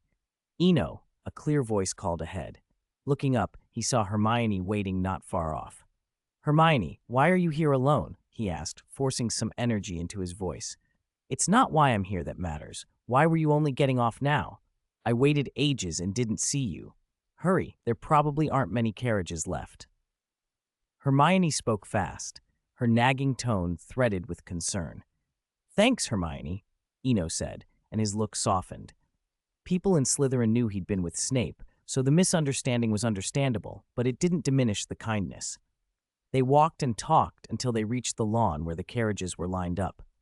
"Thank goodness, there's still one!" Hermione exclaimed and hurried toward it. Eno followed more slowly. A year later, when he would see Thestrals again, his feelings about them would be different. But now, looking at the bony creatures, a sentence he'd once read on a flyleaf came back to him. "The invisible often brings us closer the truth." He read it aloud without thinking. A voice answered from the carriage seat. "I like that sentence. Many things are invisible, but that doesn't mean they don't exist. Take Crumplehorn's Snorkax. Many people can't see them." At the mention of Crumplehorn's Snorkax, Eno knew who was on the carriage. Luna Lovegood. She'd been lying back, hair a little tousled, wearing her butter-colored specter specs. Her appearance didn't fit ordinary ideas of beauty, but her odd, ethereal air made her impossible to ignore. Hermione, exasperated, said, "If you don't mind, can you get in the carriage first?" She had looked pale and faint on the path, yet the sight of another girl made her suddenly talkative. Even if Hermione didn't understand Snorkax, she followed the thread about visible and invisible things. She knew that from the second year, students took carriages pulled by Thestrals, magical creatures most could not see. Despite the legend that seeing a Thestral was unlucky, Hermione wanted to see them now rather than watch Eno talk to strangers. Luna turned her head slowly and said, "You're lucky you can't see them, then you will have far fewer worries." Hermione's face flushed, but she retorted stubbornly, "That's not true. How do you know I can't see them? They look like very tall horses with bat-like wings, so thin you can see their bones." She recited the description of Thestrals straight from the book. Luna didn't answer. She bent her head to examine the cork necklace around her neck. It was a little rude. She'd started the conversation and then ignored the other. Yet Luna could not be dealt with in the ordinary way. Seeing Hermione about to flare up, Eno patted her shoulder. "Get in the carriage, or we'll be late for the feast." The word late had an almost magical effect on good students. Hermione went quiet and climbed in. The Thestral pulled the carriage slowly toward the castle. The carriage rolled along in silence, except for the wheels. Then Luna's airy voice drifted again. "Do you believe in Crumplehorn's Snorkax? They're invisible creatures that fly into people's ears and muddle their brains. Strangely, you don't have any around you. They seem very afraid of you." Eno had laughed off such things before, but this time he considered it. If there were creatures that disturbed thoughts in the mirror of Erised, an object that probes into desire, had been frozen, then the idea was unsettling. Were Snorkax living things, spirits, or merely emotions? There was too much unknown, so he answered cautiously. I'm sorry, but I haven't seen a crumple-horned snorkack, so I don't know whether they're real. If you've seen one, then it probably exists. Even if only you can see it, existence is existence. The carriage fell silent. Hermione covered her mouth and chuckled at having been spared the same treatment. Then Luna's voice chimed cheerfully. Thank you. You didn't believe blindly, but you didn't dismiss me out of hand either. That's a big step. I must write to my father. There's another person who's almost a believer. Hermione's smile froze. Oh, if you really want to see crumple-horned snorkacks, the girl who came with you has many around her right now. Many? Eno glanced at Hermione. He half wanted to check with Illum. Hermione's expression was complex, wronged, annoyed, like a ruffled kitten. Eno gave her an apologetic smile and a reassuring look. He wouldn't check her now. Draco, perhaps. He could look into later back in the dormitory. The carriage reached the castle.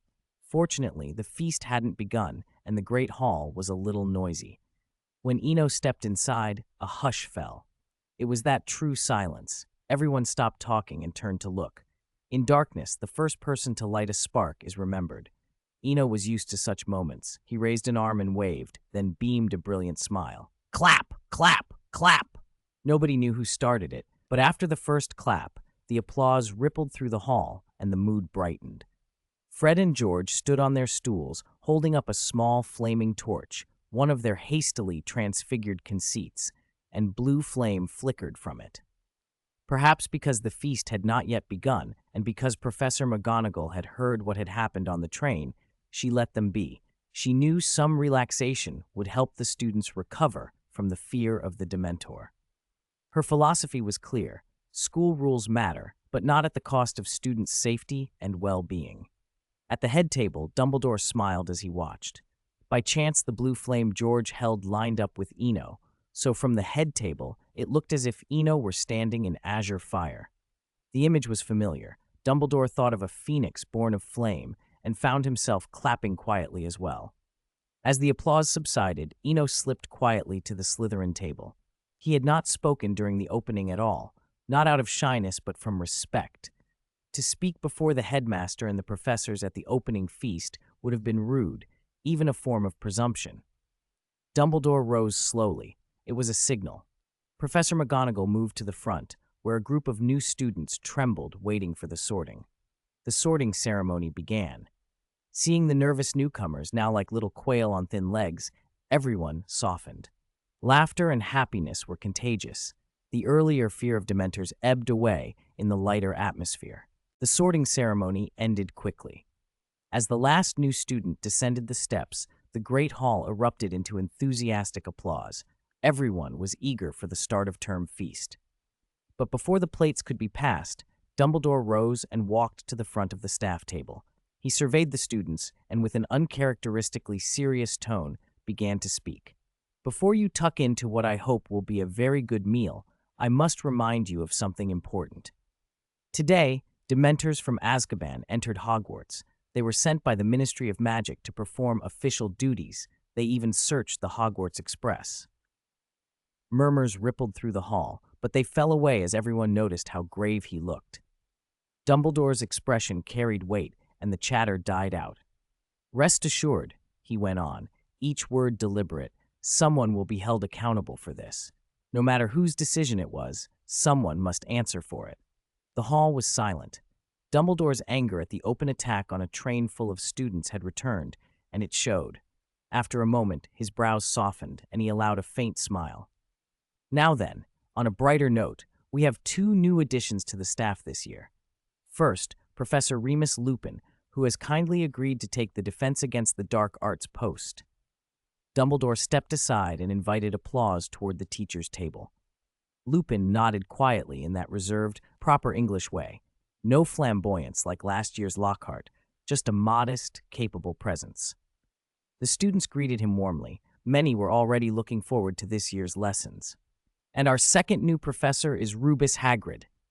Hagrid shot to his feet with a noisy whoosh, his great frame bumping the table. His cheeks flushed crimson as every eye turned on him. He clapped his big rough hands down, then lifted them again awkwardly, uncertain where to put them. Dumbledore chuckled and rescued him with a kindly explanation. Professor Kettleburn retired last term, so I have asked Rubus Hagrid to take over care of magical creatures in addition to his duties as gamekeeper. There was applause again, less polished than the reception for Lupin, but heartfelt. Hagrid was over the moon. Becoming a professor and receiving Dumbledore's recognition had always been a dream. When everyone had quieted, Dumbledore tapped the table and platters and roast began to appear across the hall. The feast was underway. Time passed as it always does, sometimes like mist over the Black Lake, hazy until it vanishes. The first weekend of term arrived. Eno did not go to Hogsmeade. He stayed in his dormitory. Maybe it was the wind outside, or the feeling of too much fuss after too little sleep. There was a dullness to everything the past week had stirred up. The Daily Prophet had devoted an entire page to the Ministry's failure and Minister Fudge's mishandling of the Dementor incident on the Hogwarts Express. The photographs of Dementors in the night air and terrified students had inflamed the public. Fudge, however, was a seasoned politician. He admitted mistakes and quickly found a scapegoat, Gawain Robards, head of the Auror office, who absorbed most of the public ire. The next day, the paper ran a different image, a blue phoenix blazing in the sky and students lighting the train with their wands. The Prophet alternated between attack and defense like a sparring match, a public battlefield for two factions. The obvious winner was Dumbledore. The hidden beneficiary was Colin, whose photographs were the source of all those striking images. Rumor had it Colin might be in line for a special correspondent position with the Prophet after graduation, a promising future for a Muggle-born wizard. After a week of back and forth, Fudge was forced to yield ground. All the Dementors around the castle were replaced by Aurors and other protective wizards, and several department posts shifted away from his supporters. He kept his office, but his authority had been dented. Eno paid little attention to the political drama. He dropped the newspaper aside and sat quietly in his dormitory when a blue flash lit the room. On his desk lay a 5-foot-long strip of tattered, irregular leather. Finally, he breathed. He knew at once what it was, shed skin from the basilisk in the Chamber of Secrets. Since the start of term feast, he'd sent his phoenix to search through the castle's plumbing and hidden passages. He hadn't asked Harry or Fawkes. He liked to work alone when he could. His phoenix, named Fide, was reliable at following orders, though not very communicative. If Fawkes was a border collie, Fide was a husky, independent, a little stubborn, and not given to friendly chatter.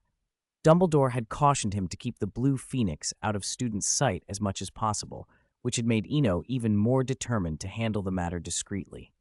He picked up his wand. Diffindo, a thin red beam lanced out, slicing through the skin with the sharp sound of tearing leather. The hide resisted more than ordinary skin would. Even ancient basilisk skin retained impressive magical defenses. Eno smiled. This was a rare magical resource. Then he put on a pair of plain, thick glasses and whispered, "Fide." A flash of blue light and the phoenix, about 18 inches from beak to tail, appeared beside him, its long tail feathers trailing elegantly. The bird's pupils were solid, black and cold. Their fixed stare made him uncomfortable, so he avoided looking directly at them for long. "Take me to where you found this." They vanished in another flash. He found himself in a damp, decaying chamber. The floor was crusted with the bleached skeletons of small animals and a carpet of strange, spongy fungi. He did not approach the open eyes of the basilisk. He had no intention of a direct confrontation with something whose gaze meant instant death. Instead, he used the one method he favored against cold-blooded reptiles. "Winter is coming," he called, and a swarm of silver snowflakes danced from his wand. A white frost crawled across the stone and bones. The cold, creeping mist coated the walls and floor with thick ice. "Keep watch," he told Fide. "If anything wakes or moves, call me." Then Eno set about collecting the shed skins. He gathered every sizable scrap of shed basilisk hide he could find. It was too valuable to leave behind. Half an hour later, with his collection complete, blue light flared at his side, and Fide transmitted a series of emotions that meant it had more to report. He scooped the phoenix into his arms, and they vanished. They returned to the sanctuary. On the wide path lay a massive corpse, an adult basilisk, 10 meters long, hairless and dark, its jaws slack, eyes sunk and lifeless. Seeing the intact body confirmed Eno's theory. Whatever mechanism governed the sanctuary's entrances and exits seemed to take a life for each one brought in. So long as no new passage opened and no egg was incubating, the pattern held. With the mobility Fide provided, the sanctuary's mechanism could finally be used as a weapon or a bargaining chip. Eno made a mental note as he set the shed skins down. He always kept records. Eno's field notes on magical creatures. Basilisk, the king of serpents, British Ministry of Magic classification level XXXX. Origin and distribution. Basilisks are bred by dark wizards. The first recorded basilisk was bred by Herpo the Foul, a Greek dark wizard and parselmouth. He discovered that a monstrous snake would hatch from a rooster's egg incubated by a toad and used it in gruesome experiments. Description. A basilisk is a massive, dark green serpent with yellow eyes, capable of reaching lengths up to about 50 feet, 15 meters. Males are said to have a bright red crest on their heads. Its skin is covered in scales that can deflect spells. Like other snakes, it sheds its skin periodically as it grows. Behavior. Basilisks are voracious. Given enough food, they can live for extremely long periods. Herpo's original is thought to have lived for centuries. Parseltongue can lull a basilisk into a deep sleep, halting its growth and putting it in a state similar to suspended animation. Spiders and acromantula, including Aragog and his family, fear basilisks instinctively. Dangers and uses. A basilisk's fangs are highly venomous, but its gaze is the deadliest threat. Direct eye contact is lethal. Viewing a basilisk's eyes indirectly through a mirror or a photograph causes petrification. Victims can only be restored by a potion made from mandrake. Phoenixes are immune to the basilisk's deadly gaze. Eno let the facts settle. He had the shed skin and proof that the sanctuary claimed a life for each creature brought in. With those pieces, he could begin to plan. The rest of the weekend passed in quiet preparation. There were secrets to study and old, dangerous things to think about. It seemed some creatures carried fear with them, almost as an aura. Dementors were the most obvious example, and so were basilisks and acromantulas. Eno crouched, studying the basilisk's body. 50 feet long wasn't enormous. Up close, it was about the size of an ice flower anaconda. But the basilisk emanated something far more disturbing. The dread it inspired wasn't about size, so much as an instinctive, inexplicable chill. Why do you think it could kill with a look? Lena asked. Eno had been researching for a while and gotten nowhere. He glanced at her. Instead of asking me, why don't you experience it yourself? Lena stepped forward, her voice teasing. Go on. He couldn't back down. If he, in glasses, flinched from a dead basilisk, he might as well never leave the sanctuary. He rose and walked toward the snake. When his eyes met those large, glassy, orange-yellow pupils, he felt a sudden stiffness, numbness spreading through him. Then Lena, quick and sure, cast a thin veil of blue spider silk over the eyelids. The spell blotted the feeling out. How is it? She asked. Amazing, Eno murmured.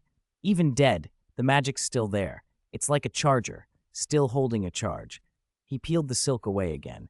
The numbness returned, but this time he was prepared and it was less intense. A thought struck him sharply. The basilisk's eyes weren't a simple natural feature. They were an alchemical product. Lena, the basilisk's eyes are an alchemy thing, he said, suddenly certain.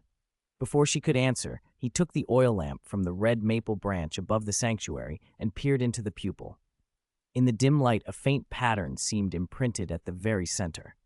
Wait here, he said, and vanished. Half an hour later, a small, frost-flecked tea table in the sanctuary held a thick 2-inch tome and a parchment scrawled with odd symbols. Eno sat on the floor, flipping through the ancient runes dictionary and comparing pages to the parchment. The only sound in the quiet room was the soft rustle of paper. Lena stood by the ice flower. The ice flower anaconda, only a transfiguration construct, had been driven to the side but remained motionless, true to serpent instinct, content to coil and wait. Time slipped by unnoticed. The sanctuary had grown in size but felt strangely small. There were no extra furnishings, not even a proper alarm clock.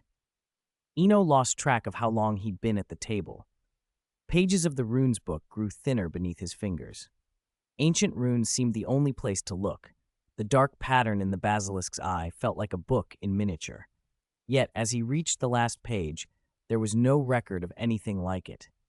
He felt a sharp disappointment. Why don't you ask someone?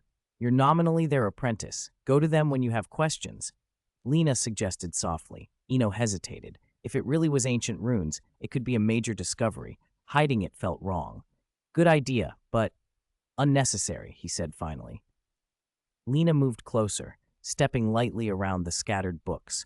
This world is strange, so strange. They don't want to dig into magic, don't want to study, but still, there are so many treasures left behind. I can't make sense of it.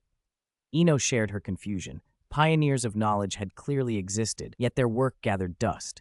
A thick ancient runes textbook that a Hogwarts elective might use could be bought for a few galleons at Flourish and Blott's, left untouched while Lockhart's novels still dominated the shelves despite his imprisonment in Azkaban. It felt absurd. I overthought it, Eno sighed. Keeping this secret made less sense now. Lena offered a gentle reassurance. They were both outsiders. Their understanding of the wizarding world was largely from old storybooks, an absurd filter for an actual society. He watched the anaconda, which, despite being a transfiguration product, kept inching toward the ice flower whenever it could. Lena, what if I put these eyes on it? He asked, pointing at the basilisk and then at the coiled anaconda. A 60-foot anaconda would be a perfect body for those eyes. If he'd had the inclination, he'd have skinned the basilisk and mounted its eyes directly on the snake. Such a realistic basilisk, unfazed by a rooster's crow, would terrify anyone. But this was beyond him for now. He still had elective classes to finish. Altering eyes wasn't as simple as building a snowman. It required skill and preparation, especially with a specimen that might be a Slytherin heirloom. The more he studied the rune-like pattern in the pupil, the more he suspected this basilisk was part of Salazar Slytherin's legacy. Some things that cannot be seen are nonetheless real. Back in the Slytherin dormitory, after his fruitless research, he had Fida take him back. Lying back on the bed, he glanced at the shelf clock, 3:30 p.m. From waking up that morning to slaying the basilisk, he had spent 6 or 7 hours in the sanctuary. He almost drifted into a nap, then remembered he had to inform Professor Dumbledore. Fide, take the skin on the ground to that white-bearded old man upstairs, he instructed the phoenix aloud. The bird could never remember names, only locations and descriptions, but it managed well enough. Compared to Fawkes, Fide was slow and dim, but training him had its own rewards. With the delivery assigned, Eno let the bed curtains fall and enjoyed a lazy weekend afternoon. Outside the castle, Hogsmeade bustled. The first weekend of term always filled the village. Third years especially never missed it. Madame Rosmerta's 3 broomsticks, one of the street's landmarks, was quieter than usual, but she was used to it. Compared with Zonko's or Honeydukes, a pub that simply served food wasn't as exciting. She delivered 5 cans of butterbeer to a red-haired student and went back behind the bar. In a corner, Ron popped open a cold butterbeer and drank deeply, sighing in relief. Beside him sat Harry, Ginny, and Hermione. Harry, it's okay. My dad's already talking to Professor Dumbledore. We should hear soon, Ron said, glancing toward the hearth. Thanks, Ron, Harry replied distractedly, fingers gripping the invisibility cloak folded in his lap. Ginny, who knew words wouldn't change anything, said nothing and waited with him in silence. 177, Snape's Compromise, boom. A flare of green fire shot up the fireplace at the 3 broomsticks. A plump, middle-aged man stepped out, glanced around, and made his way to a corner table. Sorry I'm late, Harry. Had a bit of trouble on the way. Arthur Weasley looked tired, as if he had a dozen things on his mind. He sat, grabbed the butterbeer on the table, and drained it in one gulp. It's all right, Uncle Arthur. Is he doing well?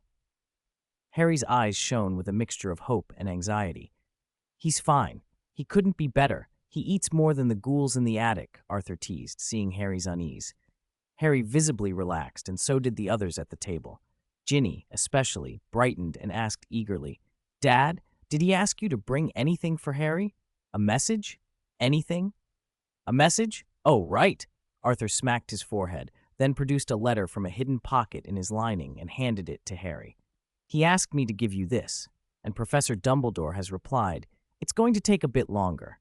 You know how touchy Fudge has been lately. We can't push things and risk mistakes. Harry nodded seriously. He'd read the papers and understood how sensitive the situation had become. Clearing Sirius's name mattered more than vengeance on Pettigrew. I'm not in a rush. Besides, I don't have many relatives left. That's the right attitude. Arthur patted Harry's shoulder. At most a month.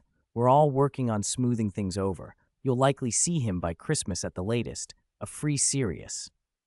Arthur rose and headed for the flue while Harry, unable to wait, tore open the envelope.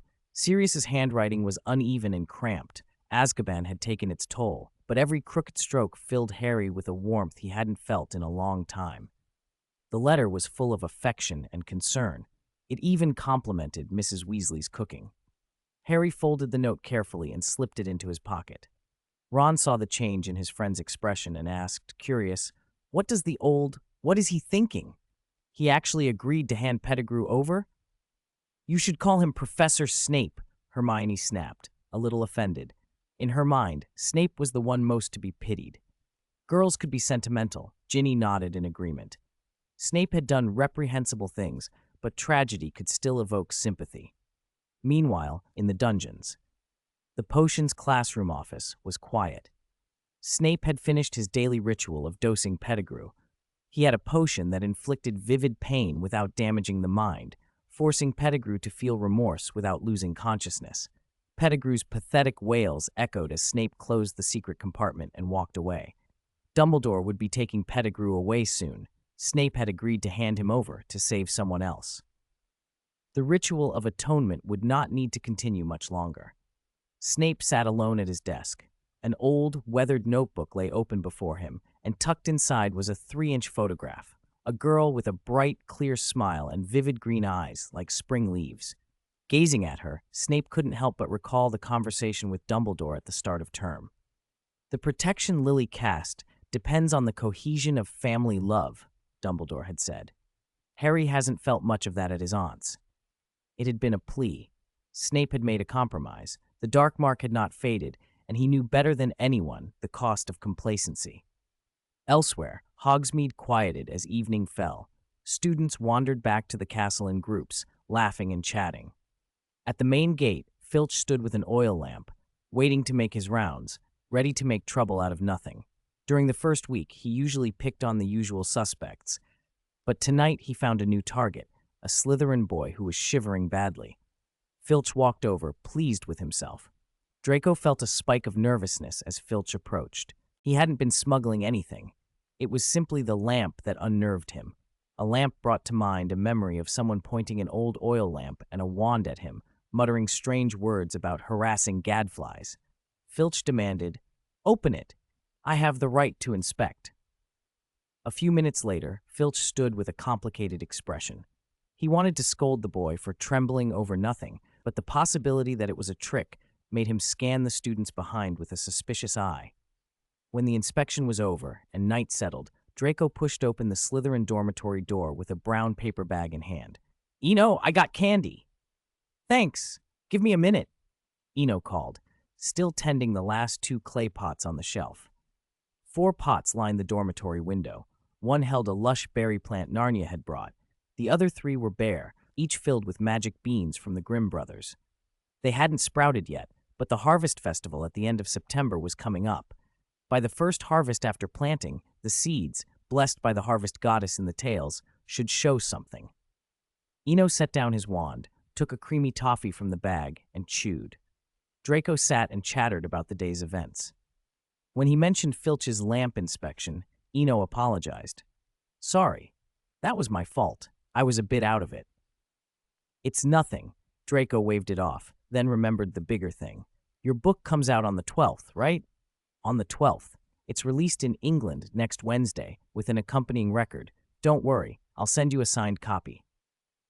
Draco wasn't surprised Eno knew about the release. News traveled fast in pureblood circles. Besides, Marcus Flint was being held back a year, which didn't help keep secrets. "Even if you send one, I'll still buy some to put in the common room." "No need," Eno said firmly. "We're friends. I'm not trying to make a profit from it." "Ha, even if I don't buy them, someone else will put copies in the common room. Just you wait." Draco's tone was confident. Eno admired Flint's timing. Releasing the book while the Dementor panic was still fresh meant Hogwarts alone might buy hundreds, even thousands of copies. At least Flint hadn't priced it like Lockhart. He'd set it at 11 sickles with the record included, practically breaking even. Eno made a mental note to repay the favor with future business opportunities. After a while, Eno headed to the washroom. The first elective class of the term was tomorrow, and he didn't want to be late. The night passed quietly. Morning light spilled over the highlands and Hogwarts stirred like a sleeping giant. Outside the castle by the edge of the Forbidden Forest, Hagrid woke early. He fussed over his hair as usual and unusually dabbed on a little incense. He wanted to make a special impression for his first day of teaching.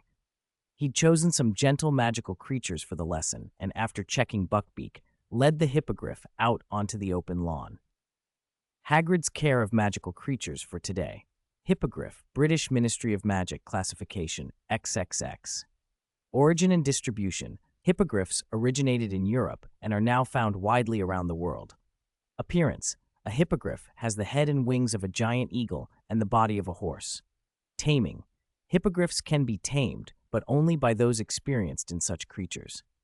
Habits. Hippogriffs dig for insects, prey on birds and small mammals, and build ground nests during breeding season.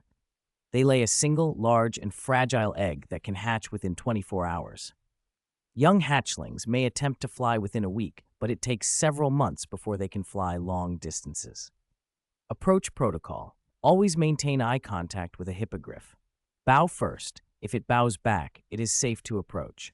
Under the warm morning sun, Eno stood quietly on the lawn, watching Hagrid enthusiastically guide the third years through the proper way to open the Monster Book of Monsters.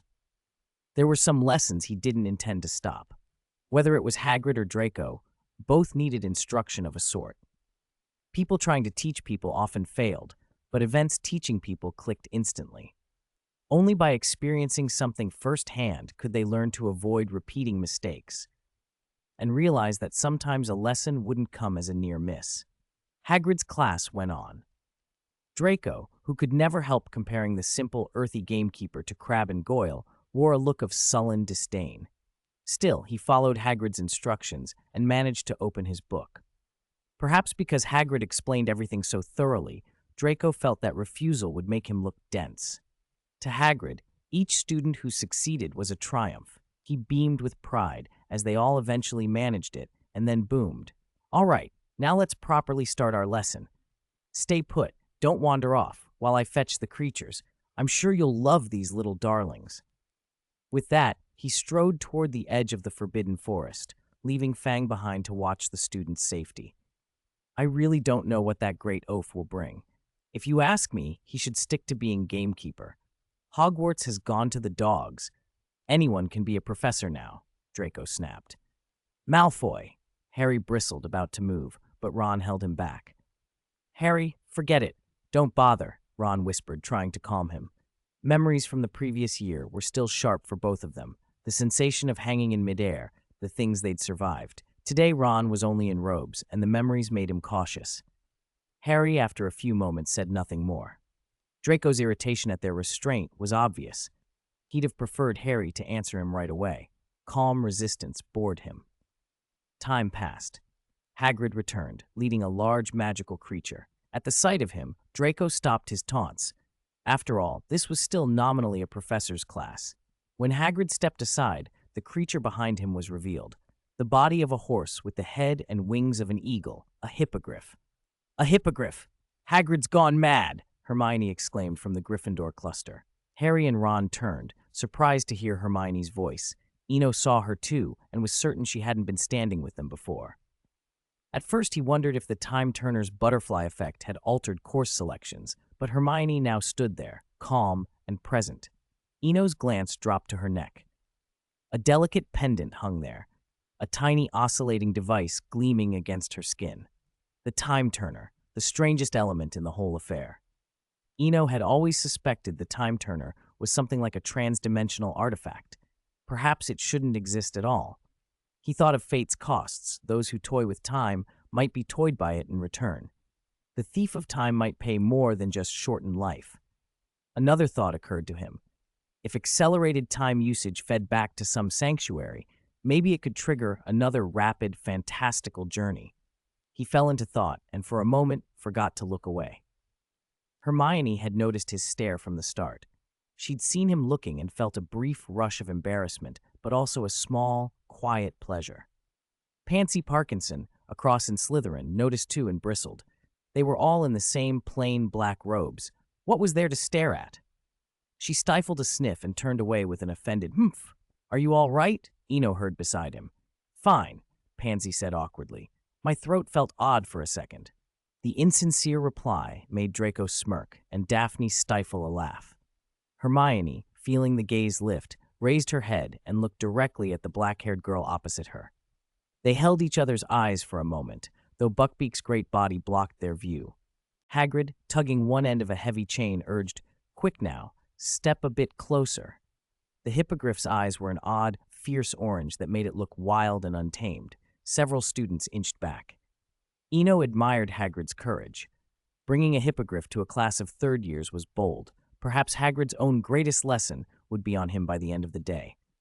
Hagrid tethered Buckbeak to the fence and faced them. "I bet you lot have never seen one up close. This is a hippogriff. If you want to see it properly, come a little nearer." He grinned and patted his chest. "Don't worry, it won't harm you when it's in a good mood. You mustn't anger it, though." The students exchanged doubtful looks. Hagrid's assurance hadn't reassured them. He tried to show how calm Buckbeak was and reached out to pat the creature. The hippogriff bristled under the touch.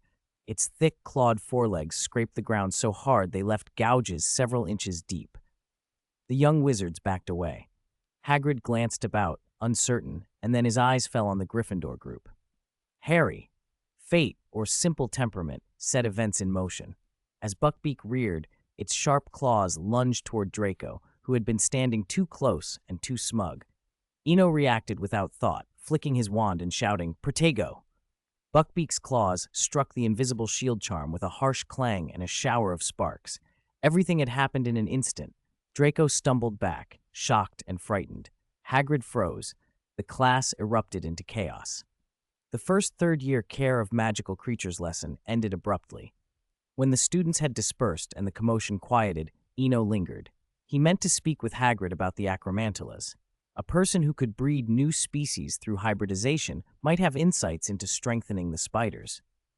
As they were now, acromantulas were fragile beasts, fine for ambushes in the wild, but unlikely to stand up in a head-on clash.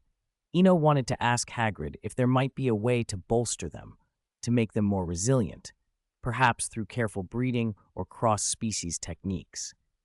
He held back a little while longer, planning how to approach the big man before the crowd thinned and the grounds returned to their ordinary, sunlit calm. 179. A Promise with Hagrid. The Care of Magical Creatures lesson was over. It had been, by any sensible measure, a failure. Every student left the field with looks of genuine fear. Hagrid stood alone amid trampled grass, feeling the weight of it. He'd betrayed Dumbledore's trust and come embarrassingly close to letting someone get hurt. "Excuse me, Professor. Can I bother you for a minute?" Hagrid turned. The voice belonged to the student who'd stopped the accident earlier. The young man hurried up, cheeks flushed. "Oh, I'm sorry. I meant to give you points for that. I really owe you." His voice trailed off. Hagrid, who hated ceremony when he'd mucked things up, waved a hand. "Don't call me Professor," he said gruffly. "Call me Hagrid, and speak plain. What's the matter?" "I'm not here for points." The student laughed lightly, a little embarrassed. "I wanted to ask you something." Hagrid, still looking chastened, straightened as best he could and put on the sort of patient look he used for pupils. The student went straight to it.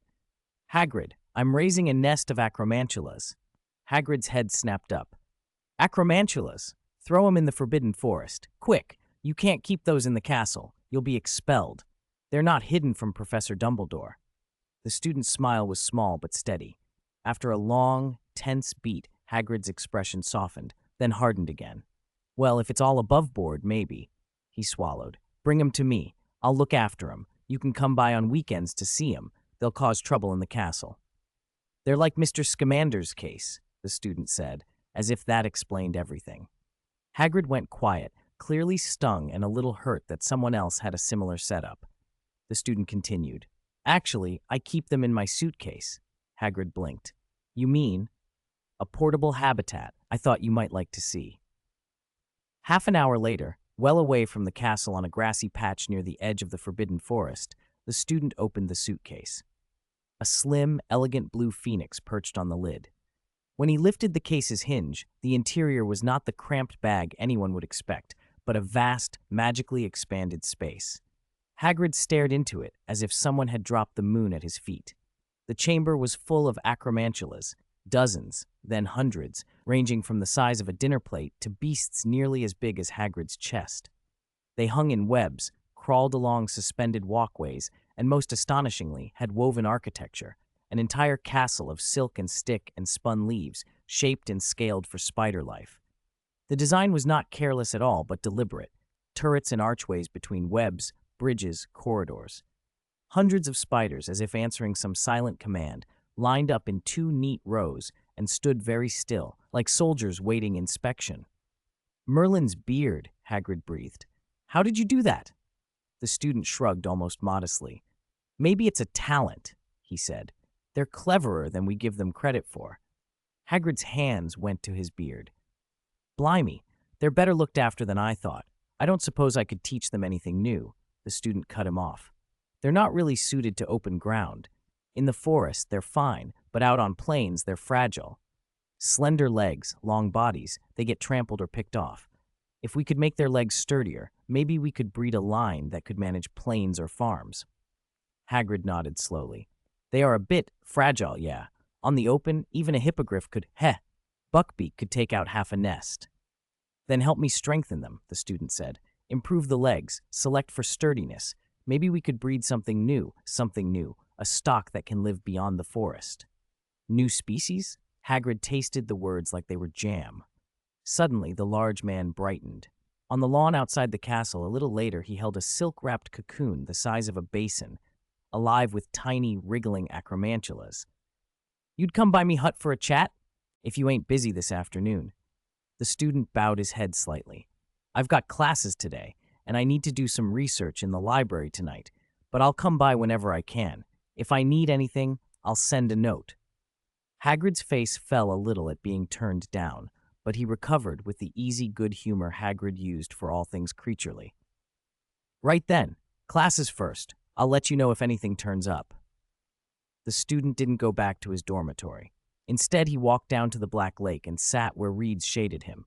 He opened the suitcase again. A palm-sized dusky blue acromantula hopped out and settled on his palm. She blinked her multiple eyes at him. He stroked a tiny leg. "Lena," he murmured, "can you do me a favor? Can you hold off on my mental defense? There might be an interesting class this afternoon." Lena clicked softly and curled her legs around his finger, as if she understood the request. The student looked at the lake, thoughtful. He'd been curious for a while about Professor Lupin's defense against the dark arts lessons, the ones with the boggart that made you face your worst fear. He wanted to see what his own fear would look like. But to let the boggart find a form, he had to learn to control himself. If his mind guarded itself or shut down in panic, the boggart wouldn't be able to take shape. It would be stuck, unable to glimpse what it needed. He watched his reflection ripple in the water, Lena's tiny legs tickling his skin, and resolved to practice keeping his head clear. The boggart would have to show him who he was afraid of, if he could only let it. 180. Pansy's Confusion. The Great Hall at Hogwarts was already filling by 11 o'clock. Lunch hadn't been served yet, but that didn't stop the students from gathering to gossip, especially after the recent upheavals at the Ministry of Magic, which had become the favorite topic.